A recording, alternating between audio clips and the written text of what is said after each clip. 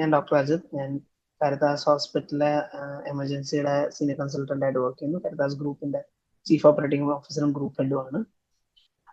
നമ്മളിപ്പോ ഇന്നത്തെ മെയിൻ ആയിട്ട് സെഷൻ ഡിസ്കസ് ചെയ്യുന്നത് ട്രോമ മാനേജ്മെന്റ്, ട്രോമ റീസസിറ്റേഷനെ കുറിച്ചാണ്. അപ്പൊ അതിന്റെ അകത്ത് വിൽ ബി ഒരു 2 പാർട്ടായിട്ട് ഡിവൈഡ് ചെയ്യണത്. സോ ഇനിഷ്യൽ സ്റ്റെബിലൈസേഷനും നമ്മൾ ഫസ്റ്റ് പാത്ത് വേ വരെ ഒരു ബ്രീത്തിങ് കംപ്ലീറ്റ് ചെയ്യണ വരെ നമ്മൾ ഇന്നത്തെ. So rest of it will take up in the second session. അങ്ങനെയാണ് ഇപ്പൊ ഉദ്ദേശിച്ചേക്കുന്നത്. ഇൻ ബിറ്റ്വീൻ എന്തെങ്കിലും ഡൗട്ട് ഉണ്ടെങ്കിൽ ഫീൽ ഫ്രീ ടു ആസ്ക്. അത് കൂടാണ്ട് എന്തെങ്കിലും suggestions or anything more you want to me to cover അതും ഒന്ന് പറഞ്ഞാൽ മതി. അതായത് ഇന്നത്തെ സെഷനിൽ നമുക്ക് കംപ്ലീറ്റ് ചെയ്യാൻ പറ്റുകയാണെങ്കിൽ കംപ്ലീറ്റ് ചെയ്യാം, അല്ലെങ്കിൽ നാളെ അടുത്ത ക്ലാസ്സിൽ അടുത്ത സെഷനിലേക്ക് അത് ആഡ് ചെയ്യാൻ പറ്റും. Hope the voice is clear, audible ആയിരുന്നു പ്രതീക്ഷിക്കുന്നു. ഓഡിബിൾ ആണ്. Okay, thank U.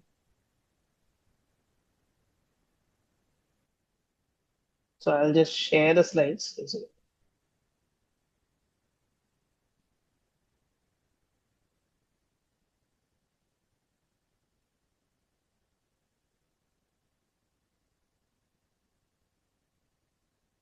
Hope slides are clear. Clear ആണ്. Okay, thank you.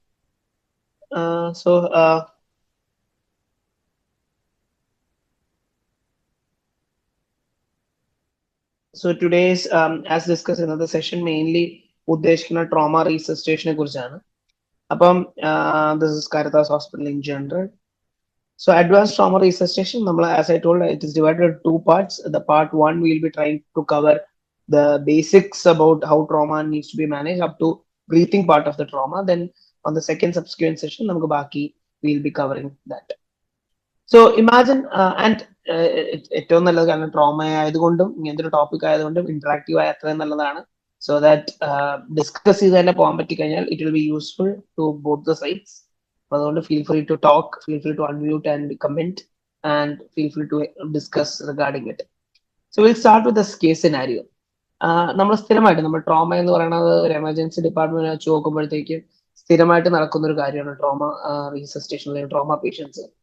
അപ്പം ട്രോമ പേഷ്യൻസ് വരുന്ന സമയത്ത് what we normally have certain challenges is നമ്മുടെ കയ്യിലുള്ള എക്യുപ്മെന്റ്സ് അല്ലെങ്കിൽ നമ്മുടെ കയ്യിലുള്ള റിസോഴ്സസ് അല്ലെങ്കിൽ നമ്മൾ എന്താണ് അത് ചെയ്യേണ്ടത് എന്നുള്ള കാര്യങ്ങളുടെ ഒരു കൺഫ്യൂഷൻസ് അല്ലെങ്കിൽ ക്ലാരിറ്റിയാണ് നമുക്ക് എപ്പോഴും വേണ്ടത്. സോ ഇങ്ങനത്തെ ഒരു പേഷ്യന്റ് 42 വയസ്സായിട്ടുള്ള ഒരു patient was brought into the ED with history of RTA, bike versus car. He's drowsy ആണ്, heart rate is 120, that is tachycardic ആണ്, and he is having cold clammy extremities. എന്താണ് ഈ ഒരു സിറ്റുവേഷനിൽ ചെയ്യേണ്ടത്? Feel free to unmute and talk.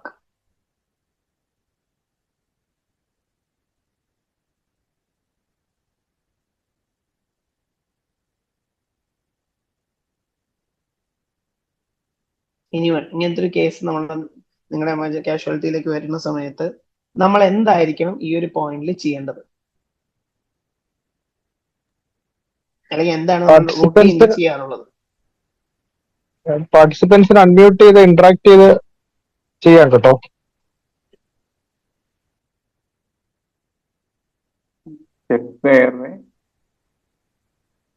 Airway stabilisation important ആണ്. Yes.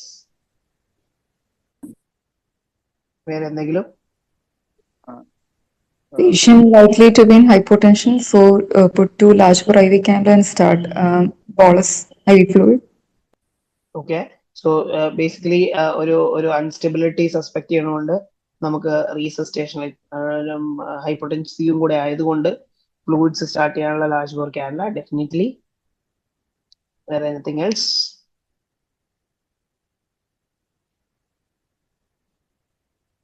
Okay, so we got 2 answers. ഒരു airway സ്റ്റെബിലൈസേഷനെ കുറിച്ചും ഒരു സർക്കുലേറ്ററി കൊളാപ്സിനെ കുറിച്ചും നമുക്ക് ആൻസർ കിട്ടിയിട്ടുണ്ട്. So will go ahead and see how it is. Because what happens in trauma is trauma ഇപ്പൊ നമ്മൾ എപ്പോഴും പറയാറുണ്ട് പോളി ട്രോമ അല്ലെങ്കിൽ സിംഗിൾ ഇഞ്ചുറീസ്.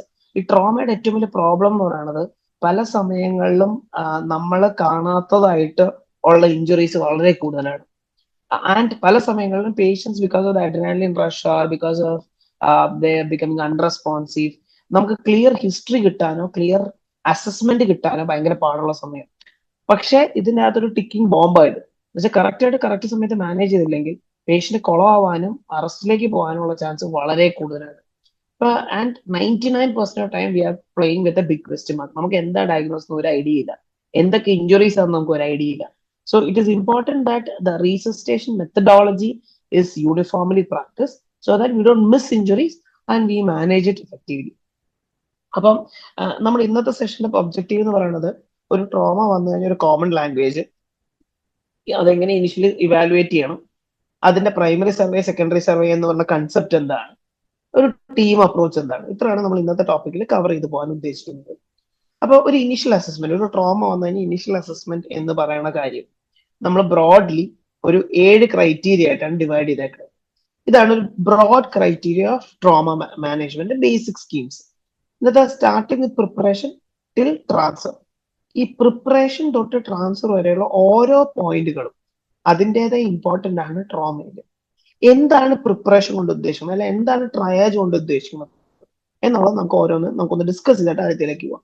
പ്രിപ്പറേഷൻ എന്ന് പറയുന്നത് ഒരു ട്രോമ വരുന്ന സമയത്ത് നമ്മൾ ട്രോമയ്ക്ക് വേണ്ടിയുള്ള സാധനങ്ങൾ പ്രിപ്പയർ ചെയ്ത് നോക്കിക്കഴിഞ്ഞാൽ പല സമയത്തും ട്രോമ മാനേജ്മെന്റ് കുളമാവാറുണ്ട്. ഫോർ എക്സാമ്പിൾ പറയുകയാണെങ്കിൽ, ഇപ്പം ഒരു ട്രോമ വരുന്ന സമയത്ത് ഇപ്പൊ നേരത്തെ സാർ ഒരു മാഡം പറഞ്ഞ പോലെ എയർവേ മാനേജ് ചെയ്യണം, അതുകൂടാണ്ട് ഹൈപ്പർടെൻഷൻ മാനേജ് ചെയ്യണം. ഇപ്പൊ ഞാൻ എയർവേ മാനേജ് ചെയ്യാനുള്ള ചിലപ്പോൾ എനിക്ക് ഇൻറ്റുബേഷൻ കിറ്റ് ഉണ്ടാവാം, അല്ലെങ്കിൽ സ്കോപ്പ് ഉണ്ടാവാം, അല്ലെങ്കിൽ ട്യൂബ് ഉണ്ടാവാം. ഇത് ഉണ്ടോ ഇല്ലയോ എന്നുള്ളത് അറ്റ്ലീസ്റ്റ് നേരത്തെ ഞാനൊരു അവെയർ ആണെങ്കിൽ മാത്രമേ എനിക്കൊരു കോൺഫിഡന്റ്ലി അതിന്റെ ഉള്ളിലേക്ക് ഇൻറ്റുബേറ്റ് ചെയ്യാൻ പറ്റുള്ളൂ. അതല്ല എനിക്കത് ഇല്ല എന്നറിയാമെങ്കിൽ എനിക്ക് അടുത്ത പ്ലാൻ ആ സമയത്ത് ഉണ്ടാവണം. സിമിലർലി കാനല ഇടണം, റീസസ്റ്റേറ്റ് ചെയ്യണം, ഫ്ലൂയിഡ് വേണം എന്ന് പറയും ആയിട്ടുള്ള 18 കോച്ച് അവിടെ ഉണ്ടോ ഇല്ലയോ, എനിക്ക് ഓക്സിജൻ സോഴ്സ് അവിടെ ഉണ്ടോ ഇല്ലയോ, എനിക്ക് ട്രോമ സ്പ്ലിന്റ് ചെയ്യണമെങ്കിൽ അവിടെ സ്പ്ലിന്റിങ് ഉണ്ടോ ഇല്ലയോ, സ്യൂച്ചർ ചെയ്യാനുള്ള സ്യൂച്ചറിങ് സെറ്റ് അവിടെ ഉണ്ടോ ഇല്ലയോ, അങ്ങനെ ഓരോ കാര്യങ്ങളുടെ പ്രിപ്പറേഷൻ അഡിക്വേറ്റ് ആയിട്ട് നടന്നോ ഇല്ലയോ എന്നുള്ളത് നമ്മൾ ഉറപ്പുവരുത്താറുണ്ട്. രണ്ടാമത്തെ ട്രയാജ് എന്ന് പറയുന്നത്, ഒരു ട്രോമ വരുമ്പോഴത്തേക്കും എല്ലാ ട്രോമകളും റെഡ് ആവണമെന്നില്ല. എല്ലാ ട്രോമകളും മൈനർ ട്രോമാസ് ഉണ്ട്, അല്ലെങ്കിൽ സിവിയർ ട്രോമാസ് ഉണ്ട്. അത് കറക്റ്റ് ആയിട്ട് കാറ്റഗറൈസ് ചെയ്ത് ട്രയാജ് ചെയ്യാൻ പറ്റും. മൂന്നാമത് പ്രൈമറി സർവേ എന്ന് പറയുന്ന കാര്യം. ഈ പ്രൈമറി സർവേയും സെക്കൻഡറി സർവേയും തമ്മിൽ എന്താണ് broadly difference? Can anyone just discuss on that? What is primary survey? What is secondary survey? ഒരു ബ്രോഡ് കൺസെപ്റ്റ്. ഇമ്മീഡിയറ്റ് ആയിട്ട് ലൈഫ് ത്രെട്ടനിങ് ആയിട്ടുള്ള കണ്ടുപിടിക്കുന്ന പ്രൈമറി സർവേ.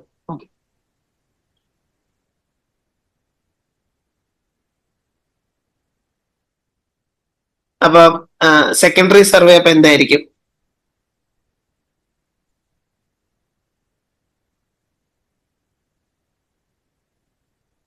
ഓക്കെ, ഞാനപ്പോ അതിനെ ഒന്ന് ഇത് ചെയ്യാം. നമ്മള് പ്രൈമറി സർവേയില് ഇപ്പം സെറും സർവേ മാനേജ്മെന്റ് ആയിക്കോട്ടെ, അല്ലെങ്കിൽ ഹൈപ്പോടെൻഷൻ മാനേജ്മെന്റ് ആയിക്കോട്ടെ, അത് പ്രൈമറി സർവേ ചെയ്യേണ്ടതാണോ സെക്കൻഡറി സർവേ ചെയ്യേണ്ടതാണോ? പ്രൈമറി. ഓക്കെ, അത് പ്രൈമറി ചെയ്യേണ്ടതാണ്. അപ്പൊ എന്താണ് പ്രൈമറി സർവേ? പ്രൈമറി സർവേ എന്ത് ഉദ്ദേശിക്കുന്നത് വെച്ചാൽ ഒരു പേഷ്യന്റെ ഫിസിയോളജി കറക്റ്റ് ചെയ്യുക എന്നുള്ളതാണ് പ്രൈമറി സർവേയുടെ പ്രൈമറി ഉദ്ദേശം. എന്ന് വെച്ചാൽ ഒരു പേഷ്യന്റ് ട്രോമ കാരണം ഒരു ഫ്രാക്ചർ ഉണ്ടായിട്ട് ബ്ലീഡ് ചെയ്യുന്നുണ്ടാവും, ഒരു ഓപ്പൺ ഫ്രാക്ചർ ആണെന്ന് വിചാരിക്കും, അല്ലെങ്കിൽ ഒരു ഹോളോ വിസ്കസ് ഇഞ്ചുറി, അല്ലെങ്കിൽ എന്തെങ്കിലും കാരണം പേഷ്യന്റ് ഹൈപ്പോടെൻഷനിൽ പോയി. ആ ഹൈപ്പോടെൻഷന്റെ കോസിനെ ഐഡന്റിഫൈ ചെയ്യലല്ല പ്രൈമറി സർവേയുടെ ഉത്തരവാദിത്തം. പ്രൈമറി സർവേയുടെ പ്രൈമറി ഉദ്ദേശം എന്ന് പറയുന്നത് ആ ഹൈപ്പോടെൻഷൻ കറക്റ്റ് ചെയ്യുക എന്നുള്ളതാണ്. അതിന്റെ ഡീറ്റെയിൽഡ് ഇവാലുവേഷൻ മാനേജ്മെന്റ്, അതിന്റെ ഡെഫിനിറ്റീവ് മാനേജ്മെന്റ് എന്നൊക്കെ പറയുന്നത് സെക്കൻഡറി സർവേയുടെ ഭാഗമായിട്ടുള്ള കാര്യമാണ്. So primary survey deals with physiology correction, വേറെ secondary survey deals with pathology correction. അതാണ് ഇത് തമ്മിലുള്ള മേജർ ഡിഫറൻസ്. ഇപ്പൊ പ്രൈമറി സർവേ ചെയ്യുന്നതിനൊപ്പം തന്നെ നമ്മൾ ആ പേഷ്യനെ റീസസ്റ്റേറ്റ് ചെയ്യേണ്ടതും നമ്മുടെ ഉത്തരവാദിത്തമാണ്. പിന്നെ നമ്മൾ ഡീറ്റെയിൽ പെത്തോളജി സർവേയിലേക്ക് പോകും, അതാണ് സെക്കൻഡറി സർവേ. അതിനെ മോണിറ്റർ ചെയ്യുന്നു, അതിനെ അവസാനം നമ്മൾ ട്രാൻസ്ഫർ ചെയ്യണമെങ്കിൽ ട്രാൻസ്ഫർ ചെയ്യും. സോ അപ്പൊ ഇതിലേക്ക് വരുമ്പോഴത്തേക്കും നമ്മളൊരു 3 ക്രക്സ് ആയിട്ട് പറഞ്ഞു കഴിഞ്ഞാൽ, ട്രയാജ് വിത്ത് ഒരു ഇനീഷ്യൽ ഇംപ്രഷൻ ഉണ്ടാവണം, പ്രൈമറി അസസ്മെന്റ് ഉണ്ടാവണം, സെക്കൻഡറി അസസ്മെന്റ് ഉണ്ടാവണം. അപ്പൊ സ്റ്റാർട്ടിങ് വിത്ത് എപ്പോഴും സ്റ്റാൻഡേർഡ് പ്രിക്കോഷൻ. ഏത് ട്രോമയ്ക്കും നമ്മൾ blood and body fluid exposure വരുന്നതുകൊണ്ട് തന്നെ അതിന്റെ പ്രൈമറി ആയിട്ട് ഇവാലുവേറ്റ് ചെയ്യേണ്ട കാര്യമാണ് അതിന്റെ സ്റ്റാൻഡേർഡ് പ്രിക്കോഷൻസ് ഇവാലുവേറ്റ് ചെയ്ത് തന്നെ പോകണം. അതിന് PPE വേണ്ടതാണെങ്കിൽ PPE, അല്ലെങ്കിൽ ഗ്ലൗസ് വേണ്ടതാണെങ്കിൽ ഗ്ലൗസ്. അത് depending on what resource we have, അതിനനുസരിച്ച് പ്രൊട്ടക്ഷൻ നമ്മൾ മെയിൻറ്റെയിൻ ചെയ്ത് പോകണം. കാരണം ബ്ലഡ് ബോൺ ഇൻഫെക്ഷൻസിന്റെ പോസിബിലിറ്റി വളരെ കൂടുതലായതുകൊണ്ട് തന്നെ. അത് കഴിഞ്ഞ് ഞാൻ നേരത്തെ പറഞ്ഞു എക്യുപ്മെന്റ് ചെക്സ്. നമുക്ക് ആവശ്യമുള്ള എക്യുപ്മെന്റ്സ് ഏതൊക്കെയാണ് ട്രോമയ്ക്ക് വേണ്ടത് എന്നുള്ളത് നമുക്കൊരു ഐഡിയ നേരത്തെ ഉണ്ടാവണം. അത് അവൈലബിലിറ്റി ഉണ്ടോ എന്നുള്ളതും അതിന്റെ ചെക്ക് പ്രൈമറിലി ആദ്യമേ നടന്നിരിക്കും. ഇത് കഴിഞ്ഞ് നമ്മൾ ട്രയാജ് എന്ന് പറയുന്നത് ബേസിക്കലി നിങ്ങൾക്ക് എല്ലാവരും ഇപ്പൊ എല്ലായിടത്തും ട്രയാജ് ഉള്ളതാണ്. പേഷ്യന്റിനെ സോർട്ട് ചെയ്യുക എന്നുള്ളതാണ് ട്രയാജിന്റെ ഉത്തരവാദിത്തം. എന്നുവെച്ചാൽ ഒരു എന്ന് പറയുന്നത് ടോട്ടലി ക്രൗഡഡ് എൻവയൺമെന്റ് ആണ് എമർജൻസി ഡിപ്പാർട്ട്മെന്റ്. ഈ ക്രൗഡഡ് എൻവയൺമെന്റിൽ ഒരു പേഷ്യന്റ് വന്നു കഴിഞ്ഞാൽ ആ പേഷ്യന്റിനെ കറക്റ്റായിട്ട് മാനേജ് ചെയ്യുക എന്നുള്ളതും കറക്റ്റായിട്ട് ഇവാലുവേറ്റ് ചെയ്യുക എന്നുള്ളതുമാണ് ERനെ സംബന്ധിച്ചുള്ള ഉദ്ദേശം. പക്ഷെ പ്രശ്നം എന്ന് പറയുന്നത് പലപ്പോഴും ഈ ക്രൗഡഡ് എൻവയൺമെന്റിലേക്ക് പേഷ്യന്റ് വരുന്ന സമയത്ത് ട്രയാജ് ചെയ്തില്ലെങ്കിൽ ക്രിട്ടിക്കൽ പേഷ്യനും നോൺ ക്രിട്ടിക്കൽ പേഷ്യനും ഒരുമിച്ച് കിടക്കുകയും നമ്മൾ ക്രിട്ടിക്കൽ പേഷ്യന്റ് മിസ്സാവാൻ ചാൻസ് വളരെ കൂടുതലാണ്. അതുകൊണ്ടാണ് ട്രോമയിൽ എന്തായാലും ട്രയാജ് ഇത്തിരി കൂടെ സ്ട്രിക്റ്റ് ആയിട്ട് നടത്തണം എന്ന് പറയുന്നതിന്റെ കാര്യം. അപ്പൊ ട്രയാജിനെ തന്നെ നമ്മൾ മെയിൻലി 2 കൺസെപ്റ്റിലാണ് ട്രയാജ് ഓടിക്കുന്നത്. Whether there is an immediate danger എന്നുള്ളതും അല്ലെങ്കിൽ ഒരു പൊട്ടൻഷ്യൽ ഡേഞ്ചർ പേഷ്യന്റിന്റെ ലൈഫിനുള്ള ഡെത്ത് ആവാനുള്ള പോസിബിലിറ്റി അല്ലെങ്കിൽ ക്രിട്ടിക്കാലിറ്റി വരാനോ മോർബിഡിറ്റി വരാനോ പോസിബിലിറ്റിയും അതിന്റെ എത്രത്തോളം ചാൻസ് ഉണ്ടെന്നുള്ളത് ഇവാലുവേറ്റ് ചെയ്തിട്ടാണ് നമ്മൾ മുന്നോട്ട് പോകുന്നത്. ആൻഡ് അതിന്റെ അകത്ത് പല പല ക്രൈറ്റീരിയകളുണ്ട്. അതിൻ്റെ അകത്ത് ഒരു ED ട്രയാജ് എന്ന കൺസെപ്റ്റ്, ഡിസാസ്റ്റർ ട്രയാജ്. ഞാൻ ഇതിലേക്കൊന്നും ഡീറ്റെയിൽ പോകുന്നില്ല. ട്രയാജ് എന്ന് പറയുന്ന കൺസെപ്റ്റ് എല്ലാവരും അറിഞ്ഞിരിക്കണം. അതിന്റെ ട്രോമയ്ക്ക് അതിൻ്റെതായ ഇമ്പോർട്ടൻസ് ഉണ്ട്. ഇത് മാത്രമാണ് ഇവിടെ പറയാൻ ഉദ്ദേശിക്കുന്നത്. ആൻഡ് അതുകൊണ്ട് തന്നെ ഒരു ERലെത്തുമ്പോൾ അൺനെസറി കൺജഷൻ എന്ന് പറയുന്ന പ്രശ്നത്തിന് നമുക്ക് ഡീൽ ചെയ്യാൻ പറ്റും. And that will help in managing that patient more effectively. അപ്പൊ അത്രയും കാര്യങ്ങൾ നമ്മൾ എപ്പോഴും ഒരു ട്രോമ വെച്ച് നോക്കുമ്പോൾ നമ്മൾ ഇമ്പോർട്ടന്റ് ആയിട്ട് വരും. അപ്പൊ ഇതിന്റെ അകത്ത് നമ്മൾ മോസ്റ്റ്ലി ട്രയാജിനെ ഡിവൈഡ് ചെയ്യണത് പ്രയോറിറ്റി 1, പ്രയോറിറ്റി 2, പ്രയോറിറ്റി 3 എന്ന് പറയുന്ന ക്രൈറ്റീരിയയിലാണ്.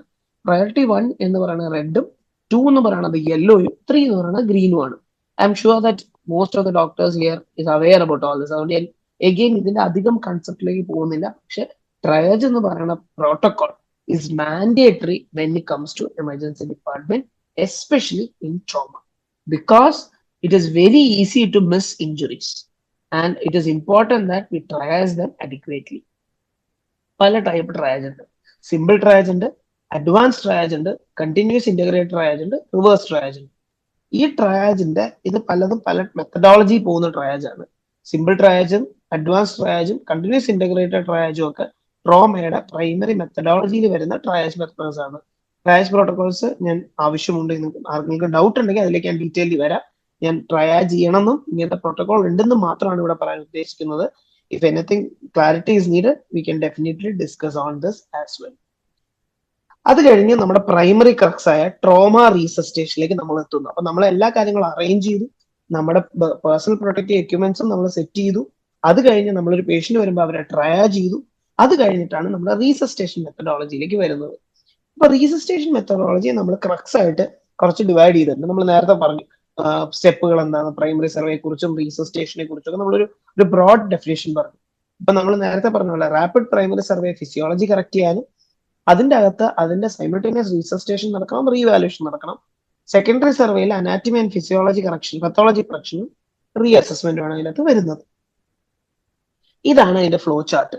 അപ്പൊ നമുക്കിപ്പം നിങ്ങൾ ഒരു ഇതിനകത്ത് കണ്ടിട്ടുണ്ടെങ്കിൽ നമ്മൾ ഫസ്റ്റ് തന്നെ പ്രൈമറി സർവേ ഉണ്ട്. ഈ പ്രൈമറി സർവേ നമ്മൾ എപ്പോഴും പറഞ്ഞിരുന്ന കാര്യം ABCDE എന്ന് പറഞ്ഞ എമർജൻസിയിൽ സ്ഥിരമായിട്ട് ഉപയോഗിക്കുന്ന കാര്യമാണ്. ABCDE methodology of managing primary survey. ഇപ്പൊ ഇതിനകത്ത് കണ്ടു കഴിഞ്ഞാൽ ഒരു XABCDE എന്ന് കാണാം. ഈ എക്സ് എന്താണ്? ആർക്കെങ്കിലും any concept about what X is?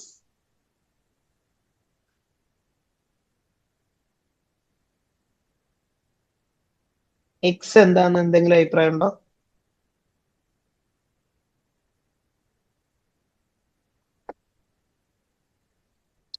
Okay, so നമുക്ക് അതിലേക്കും വരാം. സോ XABCD ഉണ്ട്, പിന്നെ അഡ്ജൻസ് ടു പ്രൈമറി സർവേ ഉണ്ട്, റീവാലുവേഷൻ ഉണ്ട്, സെക്കൻഡറി സർവേ ഉണ്ട്. ഞാൻ will come to each one of it. അപ്പം XABCD എന്ന് പറയുന്ന കൺസെപ്റ്റില് X starts with exsanguination, A is airway maintenance with restriction of C-spine, D is breathing with ventilation, C is circulation with hemorrhage control, D is disability, and E is exposure. We'll come to each one in detail. Secondary survey എന്ന് പറയുന്നത് 3 ആയിട്ട് divide ചെയ്തിട്ടുണ്ട്. SAMPLER history, vitals recheck ചെയ്യലും, head to toe എക്സാമിനേഷനും. ഇതാണ് SAMPLER history എന്ന് പറയുന്നത്. ഇത് ഓരോന്ന് ന്യൂമോണിക്സ് ആണ്. S is for symptoms and sign, A is allergy, അലർജിക്കകത്ത് മെഡിക്കേഷൻ അലർജി എപ്പോഴും ചോദിച്ചിരിക്കണം, പിന്നെ ഡ്രഗ് മറ്റേ അതർ എൻവയറമെന്റൽ അലർജീസ് വല്ലതും ഉണ്ടോ, അങ്ങനത്തെ കാര്യങ്ങളൊക്കെ ഇമ്പോർട്ടന്റ് ആണ്. എം എന്ന് പറയുന്നത് what are the medication patient currently is on. ഇപ്പൊ ട്രോമയിലാണെങ്കിൽ ബീറ്റ ബ്ലോക്കർ ഇമ്പോർട്ടന്റ് ആണ്, ആന്റിപ്ലേറ്റ്ലെറ്റ്സ് ഇമ്പോർട്ടന്റ് ആണ്, നമ്മുടെ ത്രോംബോലൈറ്റിക് ഏജൻസ് എന്തെങ്കിലും എടുത്തിട്ടുണ്ടോ അതൊക്കെ ഇമ്പോർട്ടന്റ് ആണ്. പി എന്ന് പറയുന്നത് pass medical history like diabetes, hyper tension, dyslipidaemia, CAD, CKD, CLD, ഇതെല്ലാം ഇമ്പോർട്ടന്റ് ആണ്. കാരണം ഇപ്പൊ നമ്മളൊരു പാരസെറ്റമോൾ കൊടുക്കുക, പേഷ്യന്റ് CLD ആണെങ്കിൽ അത് കെയർഫുൾ ആയിരിക്കണം. നമ്മുടെ പേഷ്യന്റ് റീനൽ ഫെയിലർ ഉള്ളതാണ് അല്ലെങ്കിൽ CKD ഉള്ളതാണ്, നമ്മളപ്പോ NSAID കൊടുക്കുമ്പോൾ ശ്രദ്ധിക്കണം. സോ അതുകൊണ്ട് നമ്മൾ ഇവിടെ പാസ് മെഡിക്കൽ ഹിസ്റ്ററി ഇമ്പോർട്ടന്റ് ആണ്. Last meal patient trauma patient ആകുമ്പോൾ NPS സ്റ്റാറ്റസ് ഇമ്പോർട്ടന്റ് ആണ്. കാരണം ഇപ്പൊ ഒരു സർജിക്കൽ ഇന്റർവെൻഷനിലേക്ക് പോകുമോ അല്ലെങ്കിൽ ഒരു ഇന്റർവെൻഷനിലേക്ക് പോകുമ്പോൾ നമുക്കൊരു NPS സ്റ്റാറ്റസ് ഇമ്പോർട്ടന്റ് ആണെന്നുള്ളത് കൊണ്ടാണ് നമ്മൾ ലാസ്റ്റ് മീൽ അവിടെ ചോദിക്കുന്നത്. ഈ എന്ന് പറയുന്നത് ഇവന്റ് ആൻഡ് എൻവയറമെന്റ്, എന്ത് സംഭവിച്ചു എന്നുള്ളത് അറിയണതാണ് അവിടെ ഉദ്ദേശിക്കുന്നത്. 6 എന്ന് പറയുന്നത് risk factor like smoking, alcoholic, എന്താ risk factors.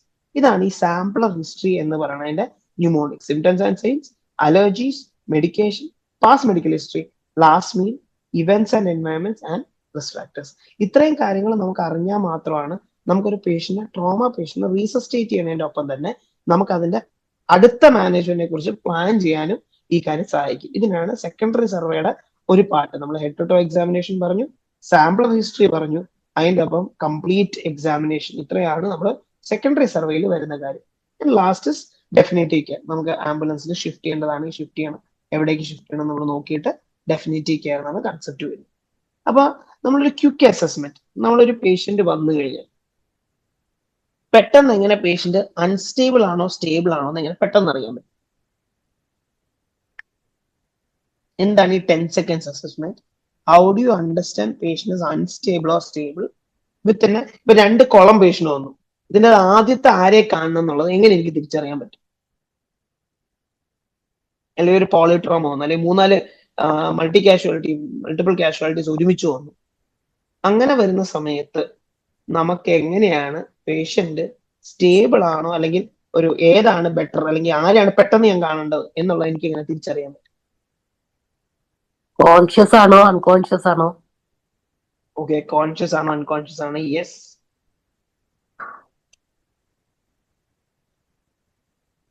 Moving extremities. Moving extremities. Someone ചാറ്റിൽ പറഞ്ഞിട്ടുണ്ടായിരുന്നു വെർബലൈസ് ചെയ്യണത് കോൺഷ്യസ് ഓറിയന്റഡ്. യെസ്. വൈറ്റൽസ്. ഇത് വൈറ്റൽസ്. യെസ്. പക്ഷെ ഇതിനകത്ത് ഏറ്റവും എളുപ്പമുള്ള കാര്യം നമ്മൾ 10 seconds അസസ്മെന്റ് ഒന്ന് ഉദ്ദേശിക്കുന്നതെന്ന് പറയുന്നത്, നിങ്ങൾ എല്ലാവരും ABCD കുറിച്ച് ഐഡിയ ഉള്ളതല്ലേ? നമ്മൾ എന്താണ് ABCD അസസ്മെന്റ് ഐഡിയ ഉള്ളവരാ. അപ്പം നമ്മൾ ഈ 10 seconds അസസ്മെന്റ് കൊണ്ട് ഉദ്ദേശിക്കുന്നതിന്റെ കാര്യം എന്ന് പറയുന്നത്, നമ്മൾ പേഷ്യന്റ് അടുത്ത് സംസാരിക്കണം. 3 കാര്യം ആണ് നമ്മൾ നോർമലി പേഷ്യന്റ് അടുത്ത് ചോദിക്കുന്നത്. ഒന്ന്, പേഷ്യന്റെ പേരെന്ന്, എന്താ സംഭവിച്ചെന്ന് അറിയാമോ, ഇപ്പോ എവിടെയാണ്. ഈ 3 ചോദ്യമാണ് നമ്മൾ ആദ്യമേ ചോദിക്കേണ്ടത്. പേരെന്താന്ന് പറയണതും എന്താ സംഭവിച്ചത് എന്ന് പറയണം, അല്ലെങ്കിൽ പേരെന്ന് പറയണത് ഒരു ലോങ് ടേം മെമ്മറിയുടെ ഭാഗമാണ്. പേര് പേഷ്യന് കറക്റ്റ് ആയിട്ട് പറയാൻ പറ്റുന്നുണ്ടെങ്കിൽ ഓക്കെ, ലോങ് ടേം മെമ്മറി സംഭവം ഓക്കെ ആണ്, നമുക്കൊരു ഐഡിയ കിട്ടും. പേഷ്യന്റ് എന്ത് സംഭവിച്ചു എന്ന് ചോദിച്ചു കഴിഞ്ഞാൽ ആ ഇൻസിഡന്റ് പേഷ്യന്റ് ഓർക്കുന്നുണ്ടെന്ന് അർത്ഥം. ഇപ്പൊ എവിടെയാന്ന് പറയണതിന്റെ അർത്ഥം പേഷ്യന്റ് അപ്പോഴത്തെ ഷോർട്ട് ടേം മെമ്മറിയും ക്ലിയർ ആണെന്ന് നമുക്ക് ഒരു ഐഡിയ കിട്ടും. അപ്പൊ ഈ 3 ചോദ്യം ചോദിക്കുമ്പോൾ എനിക്ക് കിട്ടുന്ന ഐഡിയ എന്ന് പറയണത്, ഒന്ന് പേഷ്യന്റെ ക്ലാരിറ്റി, ഡിസബിലിറ്റി പാർട്ട് ക്ലിയർ ആവുമെന്ന് എനിക്ക് അറിയാൻ പറ്റും. രണ്ടാമത്തെ, പേഷ്യന്റ് സംസാരിക്കണം. ഞാൻ പേര് ചോദിക്കുമ്പോ, ഇപ്പൊ എൻ്റെ അടുത്ത് ഒരാൾ പേര് ചോദിക്കുമ്പോൾ ഞാൻ അജിത്ത് എന്ന് പറയുമ്പോൾ ആ എയർവേ, നമ്മുടെ വായിൽ എന്തെങ്കിലും ഒരു മിഠായി ഇട്ടിട്ട് എനിക്ക് പ്രോപ്പർലി പേര് പറയാൻ പറ്റുമോ?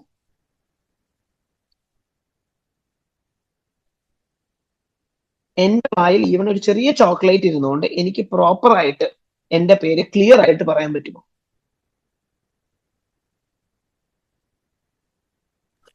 നോ. നോർമലി ബുദ്ധിമുട്ടാണ്. അപ്പൊ അതുകൊണ്ട് തന്നെ നമ്മുടെ എയർവേ ക്ലിയർ ആകുക എന്ന് പറയുന്നതിന്റെ ഉദ്ദേശം എന്ന് പറയുന്നത്, എയർവേ ക്ലിയർ ആകുക എന്ന് പറയുന്നതിന്റെ നമുക്കുള്ള അണ്ടർസ്റ്റാൻഡിംഗ് ആണ് പ്രോപ്പർലി പേഷ്യന്റ് കമ്മ്യൂണിക്കേറ്റ് ചെയ്യാൻ പറ്റുക എന്നുള്ളത്. ഇപ്പൊ ഒരാൾ പേര് പറയുന്നുണ്ടോ എവിടെന്നാന്ന് പറയുന്നതിന്റെ അർത്ഥം എന്ന് പറയുന്നത് പേഷ്യന്റ് എയർവേ ക്ലിയർ ആണ്. ഒന്ന്. രണ്ടാമത്തെ, ഒരാൾ സംസാരിക്കുമ്പോൾ എനിക്ക് മനസ്സിലാക്കണം അടുത്തൊരു കാര്യം, എനിക്ക് ശബ്ദം ഉണ്ടാക്കണമെങ്കിൽ എനിക്ക് ലങ്ങില് ഫങ്ഷണൽ റിസർവ് കപ്പാസിറ്റി ക്ലിയർ ആയിരിക്കണം. എന്നാൽ മാത്രമേ എനിക്ക് ഫൊണേഷൻ നടക്കുള്ളൂ. അപ്പൊ എന്റെ ലങ്ങിന്റെ ആ കപ്പാസിറ്റി ഉള്ളത് കൊണ്ടും എനിക്കത് ഫൊണേറ്റ് ചെയ്യാൻ പറ്റുന്നതും അർത്ഥം എന്ന് പറയണത് എനിക്ക് അവിടെ ക്ലാരിറ്റിയോടെ സംസാരിക്കാൻ പറ്റുന്നു എന്നുള്ളതിന്റെ ഇക്വലന്റ് അർത്ഥമാണ് അത്. അപ്പോൾ അതുകൊണ്ടുള്ള ഗുണം എന്ന് പറയണത് പേഷ്യന്റെ ലങ് കപ്പാസിറ്റിയും പേഷ്യന്റെ ബ്രീത്തിങ്ങും എനിക്ക് അവിടെ ഇത്തിരിയും കൂടെ ക്ലാരിറ്റി കിട്ടുന്നതിന്റെ തുല്യമാണ് അത്. അപ്പം നമ്മൾ ഫൊണേറ്റ് ചെയ്യുക എന്ന് പറയുന്നതിന്റെ അർത്ഥം എന്ന് പറയുന്നത് ബ്രീത്തിങ് പാർട്ട് നമ്മുടെ ക്ലിയർ ആണെന്നുള്ളതിന്റെ ഇക്വേറ്റ് ചെയ്യാൻ പറ്റും ഫൊണേഷൻ ക്ലിയർ ആയിട്ട് ഉണ്ടെങ്കിൽ. അപ്പൊ ഫൊണേഷൻ ഇസ് ഈക്വൽ ടു നമുക്ക് ബ്രീത്തിങ് എ, നമ്മളിപ്പോ സംസാരിക്കാൻ പറ്റിയ എ ക്ലിയർ ആണെന്ന് പറഞ്ഞു, ഫൊണേറ്റ് ചെയ്യാൻ പറ്റിക്കഴിഞ്ഞാൽ ബി ക്ലിയർ ചെയ്യാൻ പറ്റുന്നു എന്ന് പറയുന്നു. സി എന്ന് പറയുന്ന circulation is equal to where എന്റെ ബ്രെയിനിലേക്കുള്ള സർക്കുലേഷനും ക്ലിയർ ആയിരിക്കണം, എന്റെ എല്ലാ വൈറ്റൽ ഓർഗൻസിലേക്ക് സർക്കുലേഷൻ ക്ലിയർ ആയിരിക്കണം. എനിക്ക് ഈവൻ ഒരു ഹൈപ്പോടെൻഷനിൽ പോയി കഴിഞ്ഞാൽ നാച്ചുറൽ ബോഡി മെക്കാനിക്സിലെ ടക്കിക്കാർഡി ഉണ്ടാകുകയും എന്റെ സൗണ്ടിന്റെ ക്ലാരിറ്റിയും അല്ലെങ്കിൽ സൗണ്ടിന്റെ സംസാര സ്റ്റൈലും ഒരേപോലെ ഇരിക്കണം എന്നില്ല. അപ്പൊ സംവാട്ട് സി ഓക്കെ ആണെന്നെങ്കിലും നമുക്ക് മനസ്സിലാക്കാൻ പറ്റും. ഡി ഞാൻ പറഞ്ഞു, ഞാൻ ചോദിച്ചതിന് കറക്റ്റ് ആയിട്ട് ഉത്തരം എനിക്ക് തിരിച്ചു കിട്ടിക്കഴിഞ്ഞാൽ അതിന്റെ അർത്ഥം ഡിയും സംവാട്ട് ക്ലിയർ എന്നാണ്. അപ്പം ഇൻ നട്ട്ഷൽ ഞാൻ ഈ 3 ചോദ്യം, പേര്, പേഷ്യന്റ് എവിടെ നിന്നാണ്, ഇപ്പൊ എന്ത് സംഭവം അല്ലെങ്കിൽ എന്ത് സംഭവിച്ചു, ഇപ്പൊ എവിടെയാന്ന് പറഞ്ഞ് ഈ 3 ചോദ്യം ചോദിക്കുന്നതിന്റെ ഒപ്പം തന്നെ ആ ഉത്തരം എനിക്ക് ക്ലിയർ ആയിട്ട് കിട്ടുകയും ചെയ്തു കഴിഞ്ഞാൽ അതിന്റെ അർത്ഥം patient airway, breathing, circulation disability somewhat at that time clear ആണെന്നാണ്. അതുകൊണ്ടുള്ള ഗുണം എന്റെ ക്യുക്കായിട്ട് 2 പേഷ്യന്റ് ഒരേപോലെ വരുന്നു. ഒരു പേഷ്യന്റ് അടുത്ത് ഞാൻ ഇത് ചോദിക്കുമ്പോൾ എനിക്ക് ഇതെല്ലാം കിട്ടുന്നു, മറ്റേ പേഷ്യന്റ് അടുത്ത് ചോദിക്കുമ്പോൾ എയർവേ ക്ലിയറാ, പക്ഷെ പേഷ്യന്റ് പറയണ ബ്രീത്തിങ് പാർട്ട് പേഷ്യന്റ് ഭയങ്കര ടക്കിപ്നിയോടെ സംസാരിക്കണം. അപ്പൊ അജിത്ത് എന്ന് പറയണ നമ്മളൊരു 10 പ്രാവശ്യം ഓടിയിട്ട് നമ്മൾ ടക്കിപ്നിയോടെ സംസാരിക്കുന്നതിൽ എനിക്ക് ആ ക്ലാരിറ്റിയോടെ സംസാരിക്കാൻ പറ്റണമെന്നില്ല. അങ്ങനെ വരുമ്പോ ആ ബ്രീത്തിങ് പാർട്ട് അൺസ്റ്റേബിൾ ആണെന്ന് എനിക്ക് മനസ്സിലാക്കാം. അപ്പൊ ഒരു പേഷ്യന്റ് അടുത്ത് എനിക്ക് കറക്റ്റ് ആയിട്ട് പറയുകയും മറ്റേ പേഷ്യന്റ് പറയണതിൽ ഒരു വ്യക്തത കുറവും കിട്ടിക്കഴിഞ്ഞാൽ ഞാൻ ആ വ്യക്തത കുറവ് കിട്ടിയ പേഷ്യന്റ് ആയിരിക്കണം ആദ്യം കാണേണ്ടത്. അപ്പം ഈ 10 seconds assessment is basically talking to the patient and whether talking and responding properly ആണോ എന്ന് അറിഞ്ഞു കഴിഞ്ഞാൽ we can clear ABCD. If not properly, then there is something where we have to go for immediate management. So this concept is called as the quick 10 seconds assessment in a polytrauma. Especially this is useful when you have 2 patients simultaneously, 2 or more patients simultaneously coming with the same criticality, and we have to understand which patient we want to address first. ഇത് clear ആണോ ഈ concept? എന്തെങ്കിലും doubt ഉണ്ടോ ഇതിനകത്ത്?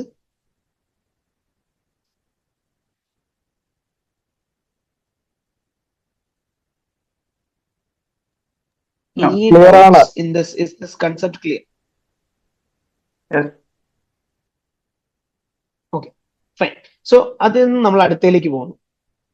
Imagine ഇങ്ങനത്തെ ഒരു patient ആണ് നിങ്ങളുടെ ഇടയിൽ വരുന്നത്. എന്താണ് അടുത്തത് ചെയ്യേണ്ടത്?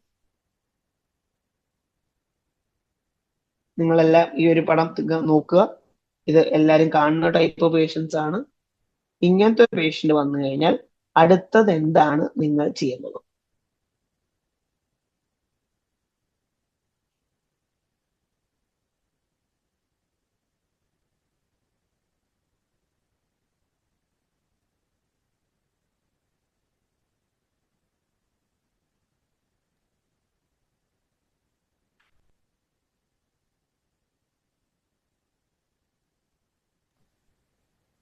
എന്തായിരിക്കണം ഇങ്ങനത്തെ ഒരു പേഷ്യന്റ് വന്നു കഴിഞ്ഞാൽ അടുത്ത നമ്മൾ ചെയ്യേണ്ടത്? Identify major hemorrhage. Okay, identify major hemorrhage. Check vitals. Check vitals, carotid. Okay, so ഇങ്ങനെ പേഷ്യന്റ് വന്നാൽ ആദ്യം we start with BLS. Definitely we start with BLS. നമ്മൾ പേഷ്യന്റ് റെസ്പോൺസ് ചെയ്യിക്കണം. നമ്മുടെ പേഷ്യന്റ് അതിന് റെസ്പോണ്ട് ചെയ്യുന്നില്ലെങ്കിൽ നമ്മൾ നാച്ചുറലി പേഷ്യന്റിനെ ഹെൽപ്പ് വിളിച്ച് പൾസ് ചെക്ക് ചെയ്യണം, അങ്ങനത്തെ കാര്യങ്ങളിലേക്ക് പോകും. റെസ്പോണ്ട് ചെയ്യുന്നുണ്ട്, ഒരു സംവാട്ട് കോൺഷ്യസ് അല്ലെങ്കിലും ഡിസോറിയന്റഡ് ആയിട്ട് നമുക്ക് റെസ്പോണ്ട് ചെയ്യുന്ന ഒരു പേഷ്യന്റ് ആണ്, അല്ലെങ്കിൽ പൾസ് ഉള്ള പേഷ്യന്റ് ആണെങ്കിൽ നമ്മൾ അടുത്തൊരു ഫേസിലേക്ക് പോകും. അവിടെയാണ് ഞാൻ നേരത്തെ പറഞ്ഞു XABCD എന്നുള്ള ഒരു കൺസെപ്റ്റിനെ കുറിച്ച് വരുന്നത്. സോ എന്താണ് X? X is something that is newly added to ATLS 2026 or 2025 guideline. ഇത്ര നാള് നമ്മൾ എപ്പോഴും ABCD എന്ന് പറഞ്ഞെടുത്ത് ഒരു എക്സ് എന്ന് പറഞ്ഞ ഒരു ഫാക്ടർ വരുന്നുണ്ട്. ഈ എക്സ് കൊണ്ട് ഉദ്ദേശിക്കുന്നത് എന്താ?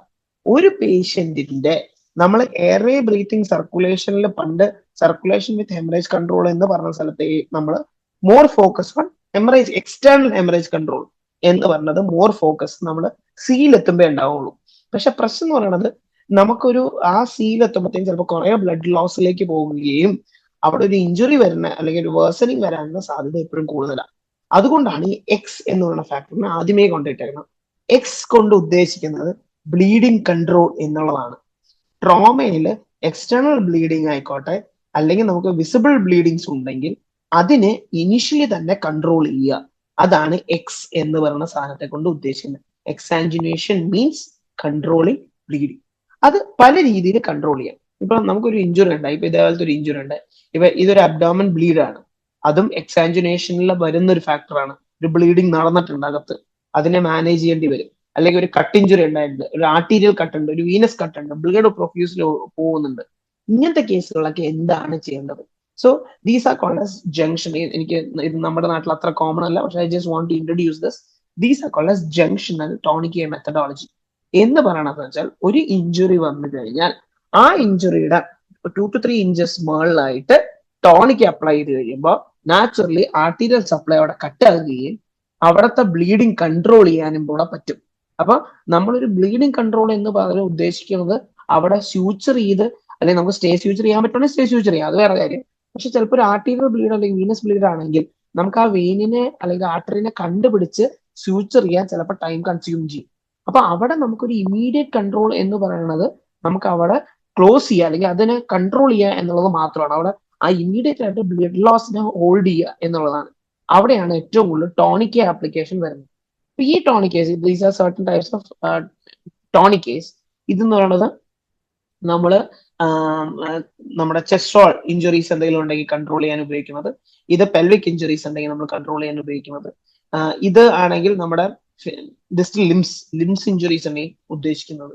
അപ്പൊ ഇവിടെ എന്നൊക്കെ പറയുന്നത് ഇതിന്റെ അകത്ത് നമ്മളത് ക്ലിപ്പ് ചെയ്തിട്ട് അത് ടൈറ്റൻ ചെയ്യണം അനുസരിച്ച് നമ്മുടെ അവിടുത്തെ ഇപ്പൊ ഫോർ പെൽവിക് അൺസ്റ്റേബിൾ പെൽവിസ് ആണെങ്കിൽ പെൽവിസിനെ ക്ലോസ് ആയിട്ട് കൊണ്ടുവരികയും ആ വീനസ് പ്ലക്സിനെയൊക്കെ യോജിപ്പിച്ച് നിർത്തുകയും ബ്ലീഡിങ് കൺട്രോൾ ചെയ്യാനുള്ള നമ്മൾ പെൽവിക് ബൈൻഡേഴ്സ് എന്നുള്ള കൺസെപ്റ്റ് അതിലേക്ക് നമ്മളെ സഹായിക്കും.